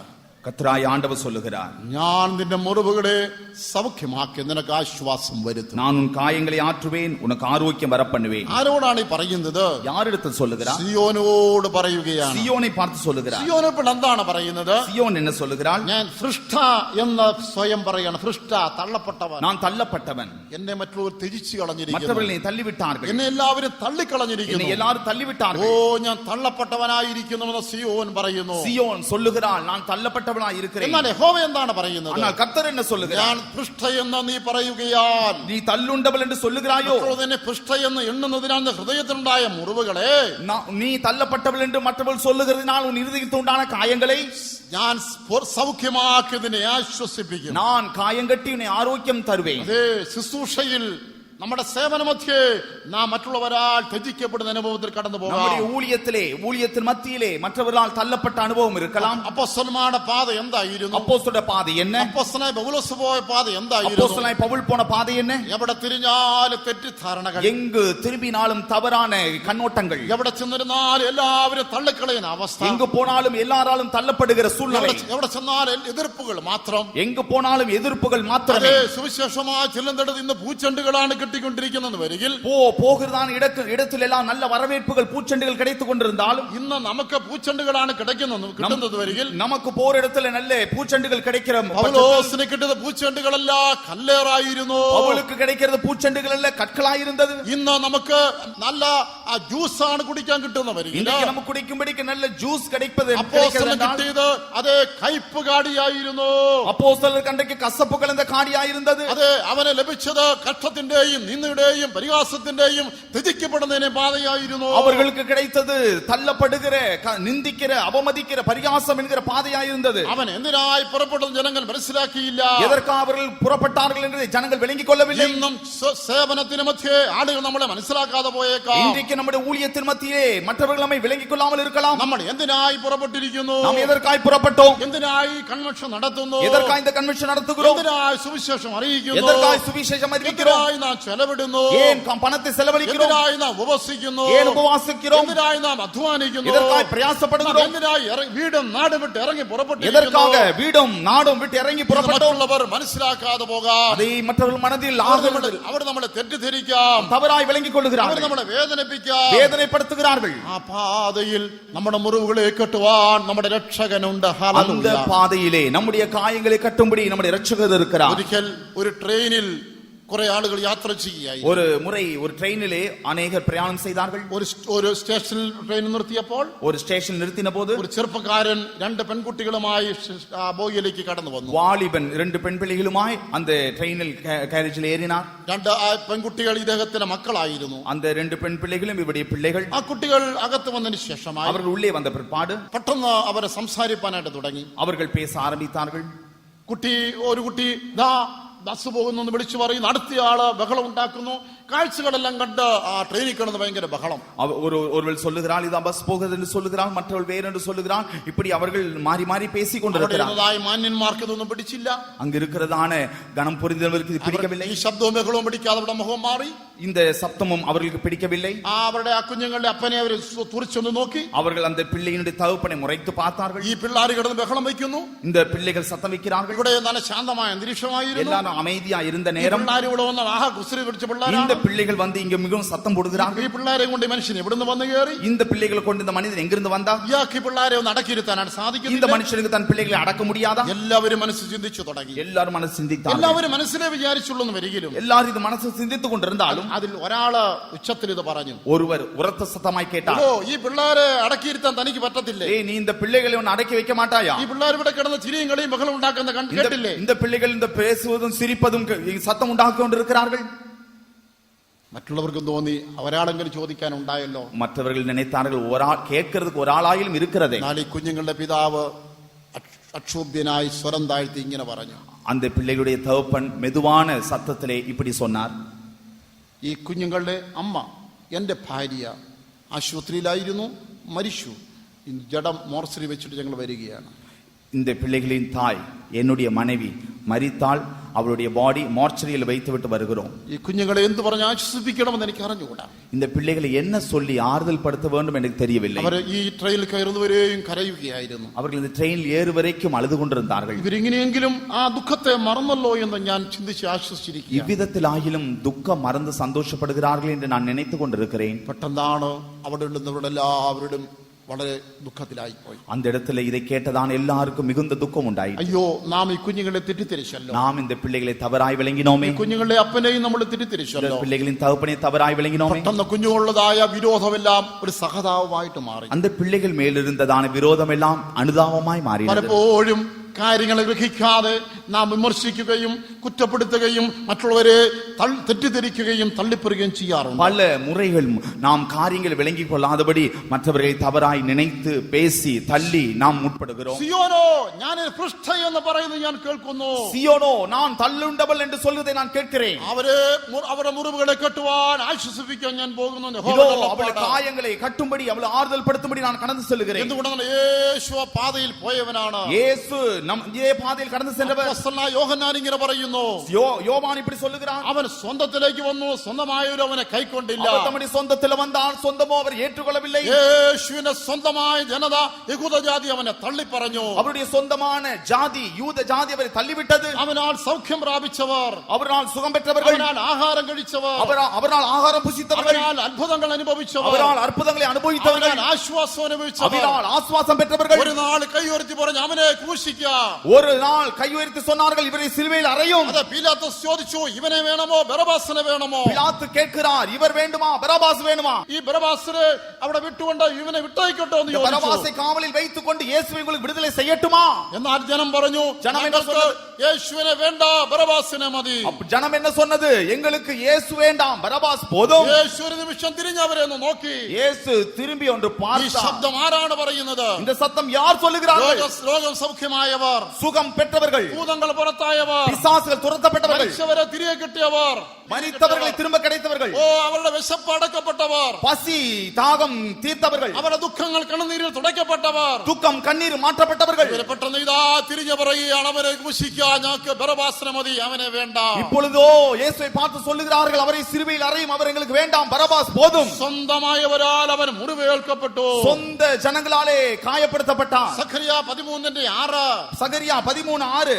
നിന്റെ ഈ മുറിവുകൾ എന്തെന്ന് അവർ ചോദിച്ചപ്പോൾ நம்முடைய காயங்கள் இது என்ன என்று கேட்டபோது എന്നെ സ്നേഹിക്കുന്ന വീട്ടിൽ വെച്ച് എനിക്ക് അടി കൊണ്ടതാവുന്നു ഞാൻ പറഞ്ഞു. என்னுடைய சிநேகிதர் வீட்டிலே எனக்கு பட்ட காயங்கள். നമ്മളെ സ്നേഹിക്കുന്നവരാൽ നാം മുറിവേൽക്കപ്പെടും. ஒருவேளை நம்மை நேசிக்கிறவரால் காயப்படுத்தப்படுவோம். നമ്മുടെ നന്മ അനുഭവിച്ചവരാൽ മുറിവേൽക്കപ്പെടും. நம்மிடத்தில் நன்மை அனுபவித்தவர்கள் நம்மை காயப்படுத்துவார்கள். നാം മുഖാന്തരമായിട്ട് ആശ്വാസം പ്രാപിച്ചവർ ഒടുവിൽ നമ്മളെ ദുഃഖിപ്പിക്കുന്നവരായി മാറും. நம் மூலமாக ஆறுதல் பெற்றவர்கள் கடைசியாய் நம்மை துக்கப்படுத்துவார்கள். നാം അനേകരെ ഏറ്റുകൊണ്ടെങ്കിൽ അവർ നമ്മളെ തള്ളിക്കളയുന്നവരായി മാറും. அநேகர் நம்மை ஏற்றுக்கொண்டாலும் பலர் நம்மை தள்ளிவிடலாம்.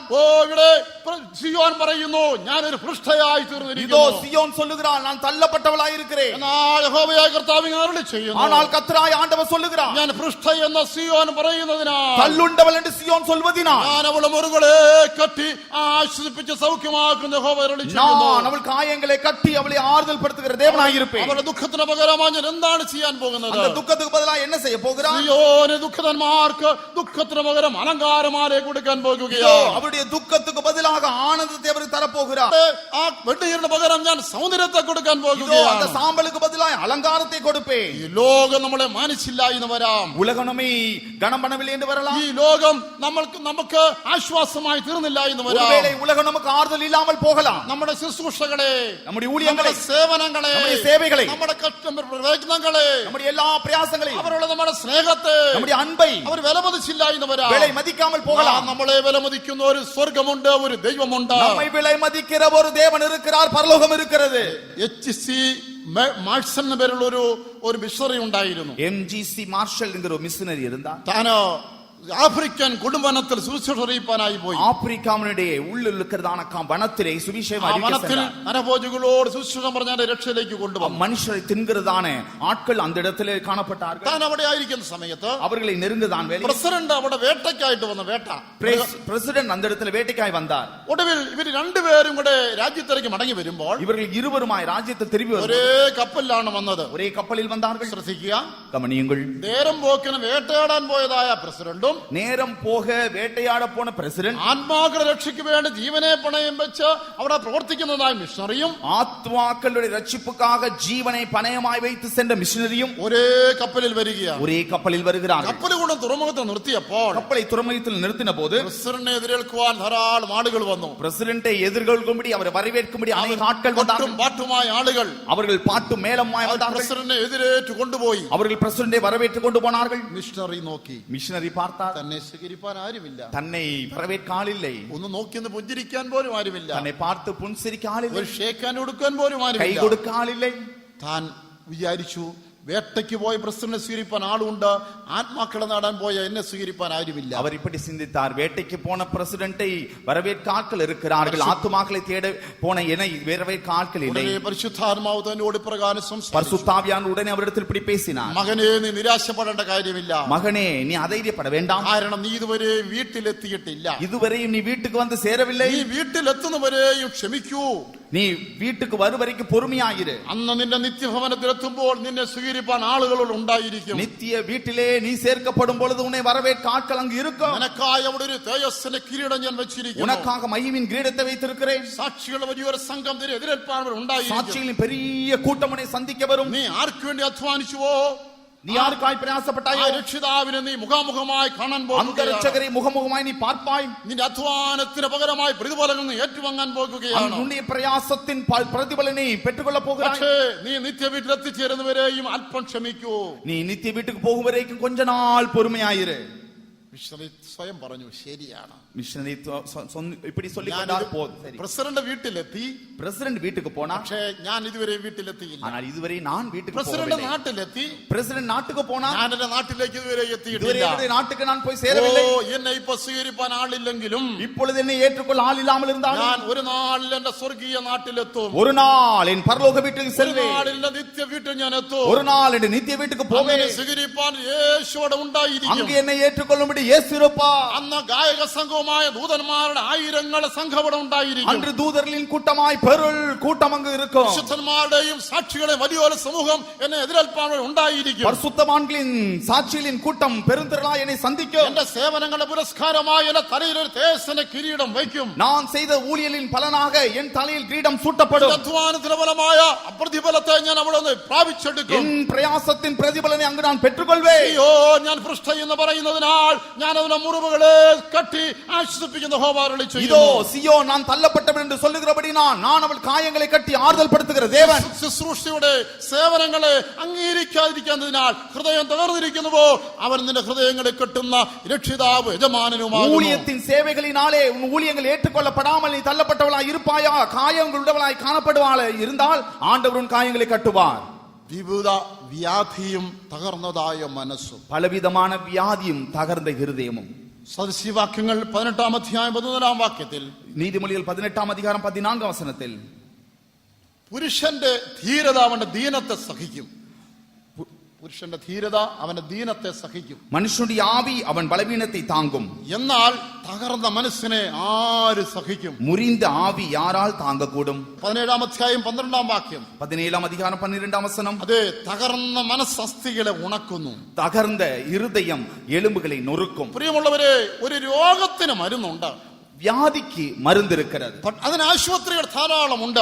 ஆஸ்பத்திரிகள் தாராளம் இருக்கிறது. എന്നാൽ തകർന്ന മനസ്സിന് എവിടെ ചികിത്സ? ஆனால் മുറിந்த ആവിക്ക് எங்கு അതെ, சிகிச்சை? മനസ്സിനേറ്റ മുറിവുകളെ ഉണക്കുവാൻ എവിടെ ആശുപത്രി? மனதின் கஷ்டங்கள் காயங்களை கட்ட எங்கு சிகிச்சை உண்டு?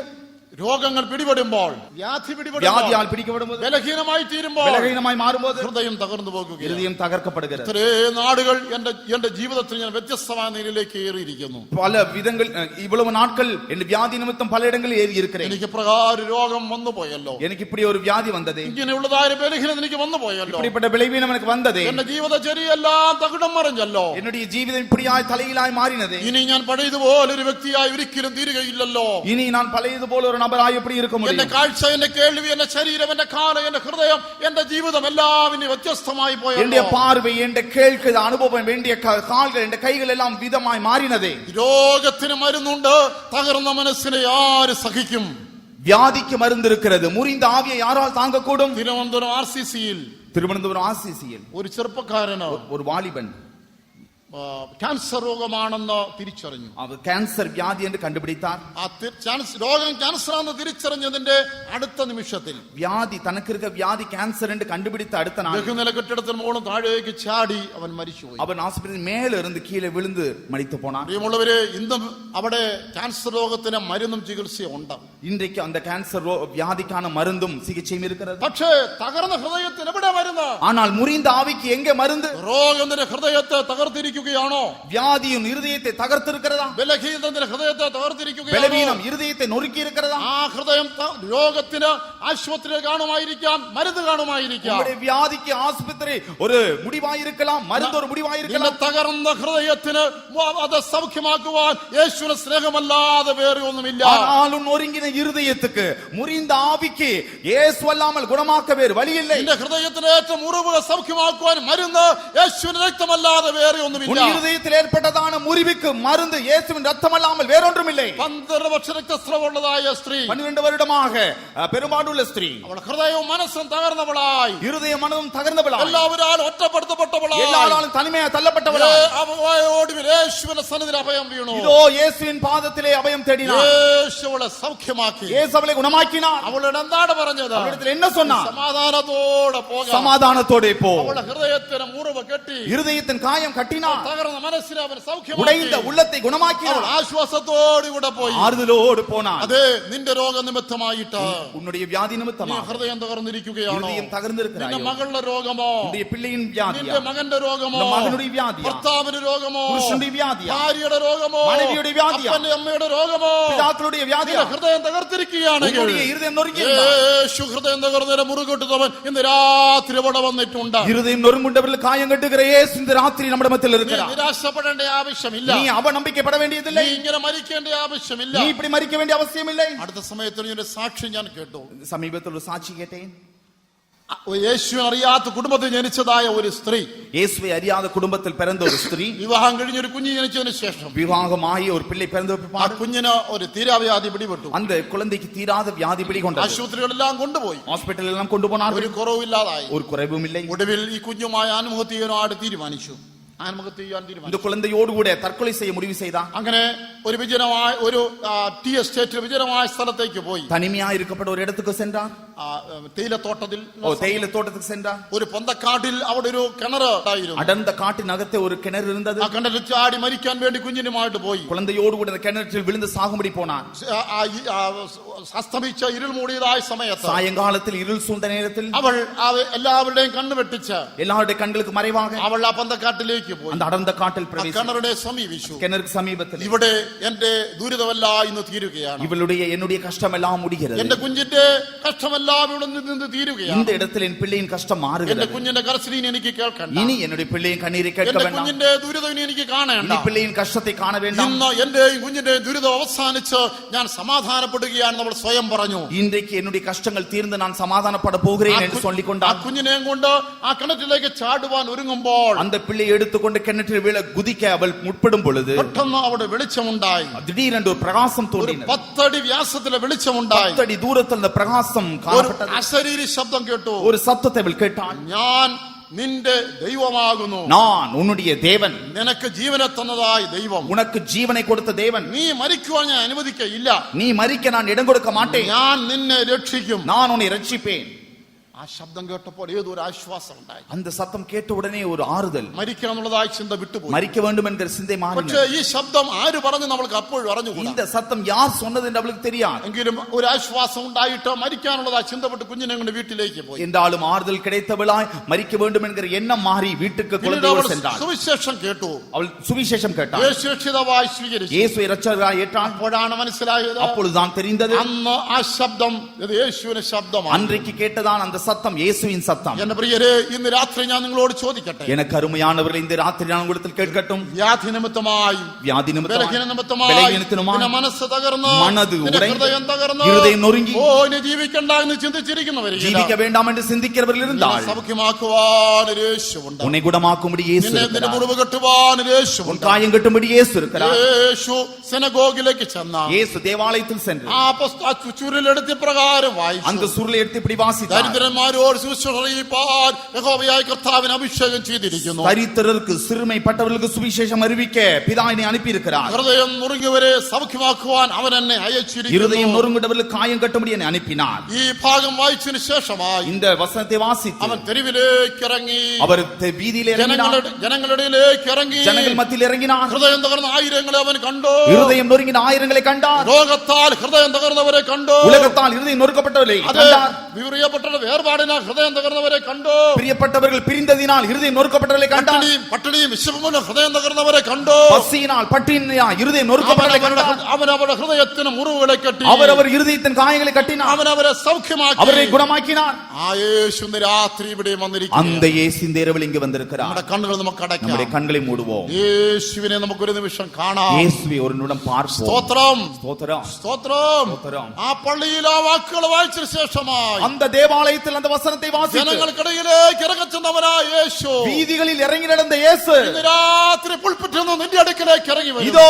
இந்த பிரசங்க மேடையிலிருந்து உன் அருகாமையில் இறங்கி வருகிறார். പുറമേയുള്ള കണ്ണുകൾ അടച്ച് புறம்பே இருக்கிற கண்களை மூடி ഹൃദയത്തിന്റെ കണ്ണ് നീ തുറന്ന് இருதய கண்களை திறந்தார். യേശുവിനെ നീ കാണും. இயேசுவை பார்க்கலாம். അവൻ നിന്റെ അടുക്കൽ നിൽക്കുന്നു. அவர் உன் சமீபத்தில் இருக்கிறார். അവൻ നിന്റെ അടുക്കൽ നിൽക്കുന്നു. அவர் உன் சமீபத்தில் இருக்கிறார். തകർന്ന ഹൃദയത്തെ അവൻ കാണുന്നു. நொறுங்குண்ட இருதயத்தை பார்க்கிறார். ആത്മാവിന് മുറിവ് അവൻ കാണുന്നു. இருதயத்தின் முறிவுகளை பார்க்கிறார். നിന്റെ നിന്ന നിമിത്തം നീ തകർക്കപ്പെട്ടത് അവൻ കാണുന്നു. நிந்தையினாலே காயப்பட்டவனை பார்க்கிறார். മറ്റുള്ളവരെ തള്ളിക്കളഞ്ഞുവെന്ന് നീ നിലവിളിക്ക് ശബ്ദം അവൻ കേൾക്കുന്നു. மற்றவர்களால் தள்ளப்பட்டது நிமித்தம் கூக்குரல் இடுகிறவன் சத்தத்தை கேட்கிறார். അനേകരുടെ വിമർശന നിമിത്തം നീ വേദനപ്പെട്ടിരിക്കുന്നവൻ കാണുന്നു. மற்றவருடைய விமர்சன வார்த்தைகளால் வேதனைப்படுகிறவனை பார்க்கிறார். ശത്രുക്കൾ നിമിത്തമായി നീ വേദനപ്പെടുന്നത് അവൻ കാണുന്നു. சத்துருக்கள் நிமித்தமாய் வேதனைப்படுகிறதை அவர் பார்க்கிறார். നിന്റെ പാപത്തെ കുറിച്ച് അനുതാപത്തോടെ ഇരിക്കുന്നവൻ കാണുന്നു. பாவத்தை குறித்து மனஸ்தாபப்படுகிறவனை பார்க்கிறார். ഇതാ യേശു തന്റെ മുറിവുകളെ കെട്ടുവാൻ വന്നിരിക്കുന്നു. இதோ இயேசு உன் காயங்களை கட்ட வந்திருக்கிறார். തകർന്ന ഹൃദയത്തോടെ വന്നവരെ, நொறுங்குண்ட இருதயத்தோடு இருக்கிறவர்களே, മുറിവുകളുമായി വന്നവരെ, இருதயம் காயப்பட்டவர்களாய் வந்தவர்களே, നല്ല സമരിയാക്കാരൻ ഇവിടെ ഉണ്ട്. இதோ நல்ல சமாரியன் இங்கு இருக்கிறார். എത്ര പേർക്ക് യേശുവിനെ ആവശ്യമുണ്ട്? எத்தனை பேருக்கு அந்த இயேசு தேவைப்படுகிறார்? എത്ര പേര് ആശ്വാസം തേടി വന്നിരിക്കുന്നു? எத்தனை பேர் ஆறுதல் தேடி வந்திருக்கிறீர்கள்? എത്ര പേര് എന്റെ കണ്ണീര് യേശു തുടയ്ക്കണമെന്ന് പറഞ്ഞ് വന്നിരിക്കുന്നു? எத்தனை பேர் என் கண்ணீரை இயேசு துடைக்க வேண்டும் என்று சொல்லி എന്റെ வந்திருக்கிறீர்கள்? രോഗത്തെ യേശു സൗഖ്യമാക്കുന്ന ആശയോടെ എത്ര പേര് വന്നിരിക്കുന്നു? எத்தனை பேர் என்னுடைய வியாதியை மாற்ற வேண்டும் என்கிற എണ്ണത്തോടെ வந்திருக்கிறீர்கள்? അങ്ങനെയുള്ളവർ കരമുയർത്തിയാട്ടെ. அப்படிப்பட்டவர்கள் கரங்களை உயர்த்துங்கள். രാത്രി എനിക്ക് ആശ്വാസം ആവശ്യം. இந்த இரவு எனக்கு ஆறுதல் தேவை. നിങ്ങൾ വലതുകരം ഉയർത്തി പിടിക്കുക. வலதுகரத்தை உயர்த்தி பிடியுங்கள். രാത്രി എനിക്ക് ആശ്വാസം இந்த ആവശ്യം. இரவு எனக்கு ஆறுதல் வேண்டும். കർത്താവേ, கர்த்தாவே, കർത്താവേ, കർത്താവേ, രക്ഷകനേ, രക്ഷകரே, എന്റെ ഹൃദയം തകർന്നിരിക്കുന്നു. என்னுடைய இருதயம் நொறுங்கி എന്റെ இருக்கிறது. ഹൃദയം മുറിവേറ്റിരിക്കുന്നു. என்னுடைய இருதயம் காயப்பட்டிருக்கிறது. രാത്രി നീ എന്നെ സൗഖ്യമാക്കണമേ. இந்த இரவு என்னை குணமாக்கு. ഓ ഹൃദയം തകർന്നതിനെ പുറകോട്ടുവാനായി വന്നവനെ, இருதயம் தகர்ந்தவர்களை காயம் கட்ட வந்தவரே, ഇന്ന് രാത്രി നീ എന്റെ ഹൃദയത്തെ സൗഖ്യമാക്കണമേ. இந்த இரவு என் இருதயத்தை குணமாக்கும். നിങ്ങൾ ആവശ്യബോധത്തോടെ വന്നിരിക്കുന്നെങ്കിൽ, நீங்கள் தேவையோடு வந்திருந்தால், നിങ്ങൾ കരം ഉയർത്തത് വാസ്തവമാണെങ്കിൽ, நீங்கள் கரங்களை உயர்த்தது உண்மையானால், ദയവായി എഴുന്നേറ്റ് നിൽക്കുക. தயவாய் எழும்பி ഒരു நில்லுங்கள். ദിവസം എഴുന്നേറ്റ് നിൽക്കുക. ஒரு நிமிடம் எழும்பி நில்லுங்கள். ഞങ്ങൾ നിങ്ങൾക്ക് വേണ്ടി പ്രാർത്ഥിക്കാൻ நாங்கள் പോകുകയാണ്. உங்களுக்கு ஜெபிக்க ഓ போகிறோம். ആവശ്യക്കാർ മാത്രം എഴുന്നേറ്റ് നിന്നാട്ടെ. தேவைப்படுகிற மாத்திரம் எழும்பி நில்லுங்கள். ആവശ്യക്കാർ മാത്രം എഴുന്നേറ്റാട്ടെ. தேவைப்படுகிற மாத்திரம் எழும்பி நில்லுங்கள். തകർന്ന ഹൃദയത്തോടെ വന്നവർ, நொறுங்குண்ட இருதயத்தோடு வந்தவர்கள், നുറുങ്ങിയ ഹൃദയത്തോടെ വന്നവർ, நொறுங்கின இருதயத்தோடு തകർന്ന வந்தவர்கள், മനസ്സോടെ വന്നവർ, தகர்ந்த ஆவியோடு வந்தவர்கள், ഹൃദയത്തിൽ മുറിവുകളുമായി വന്നവർ, இருதயத்தில் காயங்களோடு வந்தவர்கள், കണ്ണുനീരോടെ വന്നവർ, கண்ணீரோடு வந்தவர்கள், ദുഃഖത്തോടെ വന്നവർ, துக்கத்தோடு வந்தவர்கள் എഴുന്നേറ്റ് നിന്നാട്ടെ. எழும்பி நில்லுங்கள். ഞങ്ങൾ നിങ്ങൾക്ക് വേണ്ടി പ്രാർത്ഥിക്കാൻ நாங்கள் உங்களுக்கு പോകുകയാണ്. ஜெபிக்க போகிறோம். യേശു നിങ്ങളുടെ മുറിവുകളെ സൗഖ്യമാക്കും. இயேசு உங்கள் காயங்களை നിങ്ങൾ குணமாக்குகிறார். ആവശ്യക്കാരാണെന്ന് വരിക. நீங்கள் தேவைப்படுகிறவர்கள் മുൻപോട്ട് അടുത്ത് വരിക. நீங்கள் മുൻപായി ഓ, வாருங்கள். ഇത്രയും പേരുടെ തലയെ കവിച്ച് പ്രാർത്ഥിക്കുന്നത് പ്രായോഗികമല്ല. ഇത്രയും പേരുടെ തലയെ കൈവച്ച് പ്രാർത്ഥിക്കുന്നത് எல்லாருடைய தலையில் கை வைத்து ஜெபிக்க கூடாத காரியம். ആകയാൽ നിങ്ങൾ എല്ലാവർക്കും വേണ്ടി നിങ്ങൾ ഒന്നിച്ച് പ്രാർത്ഥിക്കാൻ எல்லாருக்காக ஒன்றாய் ஜெபிக்கிறேன். അതിനുശേഷമായി அதுக்கு பிற்பாடு നിങ്ങൾക്ക് വ്യക്തിപരമായ പ്രാർത്ഥന വേണമെങ്കിൽ தனிப்பட்ட ஜெபத்திற்காக മുൻപോട്ട് വരിക. முன்பாக ഓ, வாருங்கள். ശുശ്രൂഷകന്മാർ നിങ്ങളുടെ തലയെ കൈവച്ച് அப்பொழுது പ്രാർത്ഥിക്കുന്നതായിരിക്കും. சுவிசேஷகர் உங்களுக்கு தலைமையில் கை வைத்து ഇപ്പോൾ ஜெபிப்பார்கள். ഇതാ പൊതുവായി നിങ്ങൾക്ക് വേണ്ടി പ്രാർത്ഥിക്കാൻ இப்பொழுது പോകുന്നു. பொதுவான ஜெபம். ആവശ്യക്കാർ നിങ്ങൾ വലതുകരം ഉയർത്തിപ്പിടിക്കുക. தேவைப்படுகிறவர்கள் வலது கை உயர்த்துங்கள். ഇപ്രകാരം പറയുക, இப்பொழுது நான் சொல்லுகிறேன், യേശുവേ, இயேசுவே, ഈ ലോകത്തിലേക്ക് വന്നത് உலகத்தில் வந்தவர் നീ ഹൃദയങ്ങളെ മുറിവ് കെട്ടുവാൻ, இருதயத்தை காயம் கட்டும், ഹൃദയം തകർന്നവരെ സൗഖ്യമാക്കുവാൻ. இருதயம் நொறுங்கினவர்களை குணமாக்கும். ഇതാ ഞാൻ നിന്റെ മുൻപാകെ നിൽക്കുന്നു. இதோ நான் உன்பாய் എന്റെ நிற்கிறேன். സന്നദ്ധിയിൽ ഞാൻ നിൽക്കുന്നു. உம்முடைய சமூகத்தில் நிற்கிறேன். എന്റെ ഹൃദയത്തിന് മുറിവുകളെ സൗഖ്യമാക്കണമേ. என் இருதயத்தின் காயங்களை குணமாக்கும். ഓ, എന്റെ പാപ നിമിത്തം, என் பாவத்தின் എന്റെ நிமித்தம், മത്സര നിമിത്തം, என்னுடைய மீறுதல் நிமித்தம், എന്റെ പിന്മാറ്റ നിമിത്തം என் பின்மாற்றின் ഞാൻ நிமித்தம் തകർന്നിരിക്കുകയാണ്. நான் நொறுக்கப்பட்டிருக்கிறேன். പാപങ്ങളെ என் ക്ഷമിക്കണമേ. பாவங்களை மன்னியும். എന്നെ നീ രക്ഷിക്കണമേ. என்னை ரட்சிக்க வேண்டும். എന്നെ നീ വിടുവിക്കണമേ. என்னை விடுதலையாக்கு. അനേകരുടെ നിന്ന നിമിത്തമായി, என் நிந்தனை എന്റെ நிமித்தமாய், ശത്രുക്കൾ என் നിമിത്തമായി, சத்துருக்கள் மூலமாய், ഓന്റെ ജീവിതത്തിലുള്ള വിമർശനങ്ങൾ നിമിത്തമായി, பலருடைய விமர்சனங்கள் நிமித்தமாய், മാത്രമല്ല അനേകരെ തള്ളിക്കളഞ്ഞതിനാൽ, பலர் என்னை தள்ளிவிட்டபடினால், എന്റെ സേവനങ്ങളെ വിലമതിക്കാത്തതിനാൽ என்னுடைய ஊழியங்களை கவனித்துக் கொள்ளாதபடினால் ദുഃഖത്തോടെ நான் വന്നിരിക്കുന്നു. துக்கத்தோடு வந்திருக்கிறேன். കണ്ണുനീരോടെ நான் വന്നിരിക്കുന്നു. கண்ணீரோடு வந்திருக்கிறேன். കർത്താവേ, கர்த்தாவே, എന്റെ രോഗനിമിത്തം, என்னுடைய എന്റെ മകന്റെ രോഗനിമിത്തം, என்னுடைய வியாதி, என் എന്റെ மகனுடைய മകളുടെ வியாதி, രോഗനിമിത്തം, என் வியாதி நிமித்தம், എന്റെ അപ്പനും അമ്മയുടെയും വ്യാധി என் നിമിത്തം பெற்றாருடைய வியாதி நிமித்தம் തകർന്ന ഹൃദയത്തോടെ വന്നിരിക്കുന്നു. நொறுங்குடைய இருதயத்தோடு வந்திருக்கிறேன். എന്നെ നീ തൊട്ട് என்னை സൗഖ്യമാക്കണമേ. தொட்டு குணமாக்கும். നിന്റെ കരവിനെ മേൽ വെക്കണമേ. உம்முடைய கரத்தை என் மேல் வையும். എന്റെ ഹൃദയത്തിന് മുറിവ് കെട്ടണമേ. என் இருதயத்தின் காயங்களை கட்டும். നല്ല ശമരിയാക്കാരനെ, நல்ல சமாரியனே, വീഞ്ഞും എണ്ണയും പകർന്ന് എന്നെ സുഖപ്പെടുത്തണമേ. இந்த இரவை சுகமாக்கடவே. ആദാബഖാതുബാസാര, ജുഹൂഡബസംഖാംദുമാദിരി സെഖേബിഖാതുമാസിരാംദുബാല, യുഗത്തിമി സഖേമെഖാദുബാല ലഗഡാത്തിനംശനാതബ, സെഖബഖതുമഹന്തിനി ശിനികഡാമനാതികദലക്ഷന.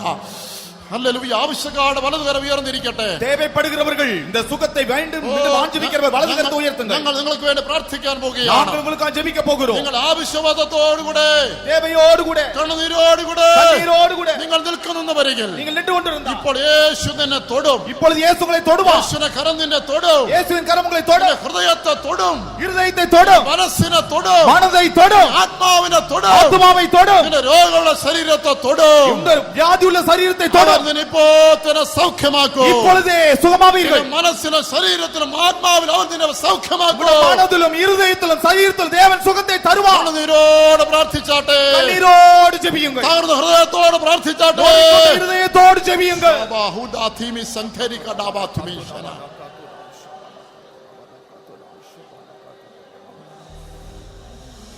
ഹല്ലേലൂയ. മശിഹായ യേശുവേ, மேசியாவாகிய இயேசுவே, ഇന്ന് രാത്രിയിൽ നീ ഞങ്ങളുടെ മധ്യ വന്നിരിക്കയാൽ തിരുമേനിക്ക് സ്തോത്രം. இந்த இரவில் நீர் எங்கள் மத்தியில் வந்திருக்கிறபடி நாளுமை துதிக்கிறோம். പിതാവായ ദൈവത്തിൽ അഭിഷേകം ചെയ്യപ്പെട്ട ഐക്യപ്പെട്ടവനെ, பிதாவினால் அபிஷேகம் பண்ணப்பட்டு அனுப்பப்பட்டவரே, ഹൃദയം തകർന്നവരെ സൗഖ്യമാക്കുവാൻ ലോകത്തിലേക്ക് വന്നവനെ, இருதயம் நொறுங்குண்டவர்களை குணமாக்கும்படி உலகத்தில் வந்தவரே, കരയുന്നവരെ കണ്ണുനീര് തുടയ്ക്കുവാനായി ലോകത്തിലേക്ക് വന്നവനെ, அழுகிறவருடைய கண்ணீரை தொடக்கும்படி உலகத்தில் வந்தவரே, പാവങ്ങളെ ക്ഷമിക്കുവാൻ, பாவங்களை மன்னிக்கும்படி, രോഗങ്ങളെ സൗഖ്യമാക്കുവാൻ, வியாதிகளை சுகமாக்கும்படி, കഷ്ടത്തിൽ നിന്ന് വിടുവിക്കുവാൻ, கஷ்டத்திலிருந்து விடுவிக்கும்படி, വേദനകളിൽ നിന്ന് വിടുവിക്കുവാൻ, வேதனையிலிருந்து விடுவிக்கும்படி, ഓ കണ്ണുനീര് തുടയ്ക്കുവാൻ ലോകത്തിലേക്ക് വന്നവനായ യേശുവേ, கண்ணீரை துடைக்கும்படி உலகத்தில் வந்த இயேசுவே, രാത്രിയിൽ നിന്റെ സന്നിധിയിൽ നിൽക്കുന്നവരെ നീ കാണണമേ. இந்த இரவில் நான் உம் சமூகத்தில் இருப்பதை நீர் பார்க்க வேண்டும். കണ്ണുനീര് കാണണമേ. என்னுடைய கண்ணீரை பாரும். വേദനയെ അറിയണമേ. என்னுடைய வேதனை அறிய வேண்டும். അവിടെ മനസ്സിന് മുറിവിനെ നീ കാണുന്നുണ്ടല്ലോ. அவருடைய மனதின் காயங்களை பார்க்கிறீர்கள். ഹൃദയം തകർന്നിരിക്കുന്നത് നീ കാണുന്നുണ്ടല്ലോ. அவருடைய காயம் தகர்க்கப்பட்டிருக்கிறதை பார்க்கிறீர்கள். നിന്റെ ആണിപ്പെടുത്തേറ്റ കരം ഇപ്പോൾ നീണ്ടു വരട്ടെ. காயப்பட்ட உம்முடைய கரத்தை நீட்டுவீராக. ആണിപ്പെടുത്തേറ്റ കരം നീണ്ടു വരട്ടെ. ஆணியில் கடாவப்பட்ட கரம் நீட்டப்படுவதாக. അവരുടെ ഹൃദയത്തെ തൊടട്ടെ. அவருடைய இருதயத்தை தொடട്ടെ. മനസ്സിനെ തൊടട്ടെ. மனதை தொடട്ടെ. ആത്മാവിനെ തൊടട്ടെ. ஆத்துமாவை தொடട്ടെ. അവരുടെ ശരീരത്തെ തൊടട്ടെ. சரீரத்தை தொடട്ടെ. ഇപ്പോൾ തന്നെ സൗഖ്യമാക്കണമേ. இப்பொழுதே சுகமாகட்டும். ഇപ്പോൾ തന്നെ സൗഖ്യമാക്കണമേ. இப்பொழுதே சுகமாக்கும். നല്ല സമരിയാക്കാരനായ യേശുവേ, நல்ல சமாரியனாയ இயேசுவே, എണ്ണയും വീഞ്ഞും പകരണമേ. என்னையும் திராட்சரசமும் பகரும். ജനത്തിന് മുറിവുകളെ നീ സൗഖ്യമാക്കണമേ. ஜனத்தின் காயங்களை கட்டும். കണ്ണുനീര് തുടയ്ക്കണമേ. கண்ணீரை துடைக்கணுமே. നമ്മുടെ പ്രിയപ്പെട്ടവരുടെ സൗഖ്യത്തിന് വേണ്ടി കരയുന്നുണ്ടല്ലോ. அருமையானவர்கள் சுகத்துக்காய் அழுகிறார்கள். എന്റെ ഭാര്യയെ സൗഖ്യമാക്കണമേ. மனைவியை குணமாக்க എന്റെ வேண்டும். ഭർത്താവിനെ സൗഖ്യമാക്കണമേ. தன்னுடைய புருஷனை குணமாக்க എന്റെ வேண்டும். കുഞ്ഞിനെ എന്റെ സൗഖ്യമാക്കണമേ. കുഴந்தைയെ ഗുണമാക്ക வேண்டும். എന്റെ അമ്മയെ സൗഖ്യമാക്കണമേ. എന്റെ തായെ ഗുണമാക്ക வேண்டும். എന്റെ അപ്പനെ വിടുവിക്കണമേ. என் தகப்பனை விடுவிக்க வேண்டும். നിലവിളി നീ കേൾക്കണമേ കർത്താവേ. அவருடைய கூக்குரலை கேட்க வேண்டும் ஆண்டவரே. നിലവിളിക്ക് ഉത്തരം നൽകണമേ കർത്താവേ. இந்த சத்தத்துக்கு பதில் தாரும் അവിടെ ஆண்டவரே. കണ്ണുനീര് നീ തുടയ്ക്കണമേ அவருடைய കർത്താവേ. கண்ணீரை துடைக்க வேண்டும் ഇപ്പോൾ തന്നെ ஆண்டவரே. മറുപടി നൽകണമേ കർത്താവേ. இப்பொழுதே பதில் தாரும். പാപങ്ങളെ ക്ഷമിക്കണമേ. பாவங்களை மன்னியும். പിന്മാറ്റങ്ങളെ ക്ഷമിക്കണമേ. பின்மாற்றங்களை மன்னியும். മത്സരങ്ങളെ ക്ഷമിക്കണമേ. குற்றங்களை மன்னியும். നീ അവരെ സമാധാനം നൽകി நீர் അനുഗ്രഹിക്കണമേ. அவருக்கு சமாதானம் தந்து നീ അവരെ ஆசீர்வதியும். കണ്ണുനീര് തുടച്ചവരെ ആശ്വസിപ്പിക്കണമേ. அவர் കണ്ണീரை துடைத்து ആறுதൽ ഒരു കൊടുത്തു. അത്ഭുതം നീ ചെയ്യണമേ. இந்த கிரியை செய்யும். മനുഷ്യന് കഴിയാത്ത നിനക്ക് സാധ്യമാണല്ലോ. மனுஷனால் கூடாதது உமக்கும் கூடும். അസാധ്യങ്ങളെ സാധ്യമാക്കുന്നവനായ യേശുവേ, கூடாதவைகளை கூடுக செய்ய தெய்வமே. ഇപ്പോൾ തന്നെ ഒരു അത്ഭുതം ചെയ്യണമേ. இந்த ஜெபத்தின் மூலமாய் அற்புதம் ഇപ്പോൾ செய்யும். തന്നെ തകർന്ന ഹൃദയത്തെ സൗഖ്യമാക്കണമേ. இப்பொழுதே உடைந்த உள்ளத்தை குணமாக்கும். മനസ്സിനെ ഹൃദയത്തെ സൗഖ്യമാക്കണമേ. அவருடைய மனதை உள்ளத்தை അവരുടെ குணமாக்கும். ശരീരത്തിലെ രോഗത്തെ മാറ്റി ഇപ്പോൾ തന്നെ സൗഖ്യം சரீரத்தில் வியாதியை மாற்றி சுகமாக்கும். പുത്രനാമത്തിൽ പ്രാർത്ഥന കേൾക്കണമേ സ്വർഗസ്ഥനായ പിതാവേ. യേശുവിൻ നാമത്തിൽ ജപം കേളും പരലോകത്തിൻ പിതാവേ. ഹല്ലേലൂയാ, ഹല്ലേലൂയാ. ദൈവത്തെ മഹത്വപ്പെടുത്തിയാട്ടെ. தேவனை மகிமைப்படுத்துங்க. പ്രാർത്ഥന കേട്ടവർക്ക് വിശ്വാസമുണ്ട്. ஜெபம் ஆண்டவர் கேட்டார் என்று எத்தனை பேர் விசுவாசிக்கிறீர்கள்? കണ്ണുനീർ യേശു കണ്ടത് എത്ര പേർക്ക് വിശ്വാസം? என்னுடைய கண்ணீர் இயேசு கண்டார் என்று எத்தனை பேர் விசுவாசிக்கிறீர்கள்? യേശുവിന്റെ കരത്തിനെ തൊട്ടു എന്ന് എത്ര പേര് വിശ്വസിക്കുന്നു? இயேசுவின் கரம் என்னை தொட்டது என்று எத்தனை பேர் விசுவாசிக்கிறீர்கள்? ദൈവത്തെ സ്തുതിച്ചാട്ടെ. தேவனை மகிமைப்படுத்துங்க. ദൈവത്തെ മഹത്വപ്പെടുത്തിയാട്ടെ. தேவனை துதியுங்க. നാമത്തെ ഉയർത്തിയാട്ടെ. நாமத்தை உயர்த்துங்க. അവനെ സ്തുതിച്ചാട്ടെ. அவரை துதியுங்க. കൈകളടിച്ച് സ്തുതിച്ചാട്ടെ. கரங்களை തട്ടി மகிமைப்படுத்துங்க. സ്തോത്രം പറഞ്ഞ് സ്തുതിച്ചാട്ടെ. செய்து மகிமைப்படுத்துங்க. ആത്മാവ് നിറഞ്ഞ് സ്തുതിച്ചാട്ടെ. ഭാഷ പേசி മഹിമപ്പെടുത്തുക. അന്യഭാഷ പറഞ്ഞ് ദൈവത്തെ സ്തുതിച്ചാട്ടെ. ഭാഷ പേசி മഹിമപ്പെടുത്തുക. ദൈവത്തിന്റെ നാമത്തെ ഉയർത്തുക. ദൈവത്തിന്റെ നാമത്തെ ഉയർത്തുക. യേശുവിന്റെ നാമത്തെ ഉയർത്തുക. യേശുവിന്റെ നാമത്തെ ഉയർത്തുക. അവനെ രക്ഷിച്ചിരിക്കുന്നു. അവനെ രക്ഷിച്ചിരിക്കുന്നു. അവന്റെ പാപത്തെ ക്ഷമിച്ചിരിക്കുന്നു. അവരുടെ പാപത്തെ മன்னித்திருக்கிறார். അവനെ സൗഖ്യമാക്കിയിരിക്കുന്നു. അവനെ ഗുണമാക്കിയിരിக்கிறார். കണ്ണുനീരെ തുളച്ചിരിക്കുന്നു. അവരുടെ കണ്ണീരെ തുളച്ചിരിக்கிறார். പ്രാർത്ഥന കേട്ടിരിക്കുന്നു. ജപത്തെ കേട്ടിരിக்கிறார். അവന്റെ കൈനീരെ തൊട്ടിരിക്കുന്നു. തൊട്ടിരിக்கிறார். അവനെ വിടുവിച്ചിരിക്കുന്നു. അവനെ വിടുതലാക്കിയിരിக்கிறார். അത്ഭുതം ചെയ്തിരിക്കുന്നു. അവർ അത്ഭുതം ചെയ്തിരിக்கிறார். ഹല്ലേലൂയാ, ഹല്ലേലൂയാ, ഹല്ലേലൂയാ. ശാന്തി തേടിയലഞ്ഞവനെ, കാരം പേരിടുന്നവനെ, ശാന്തി തേടിയല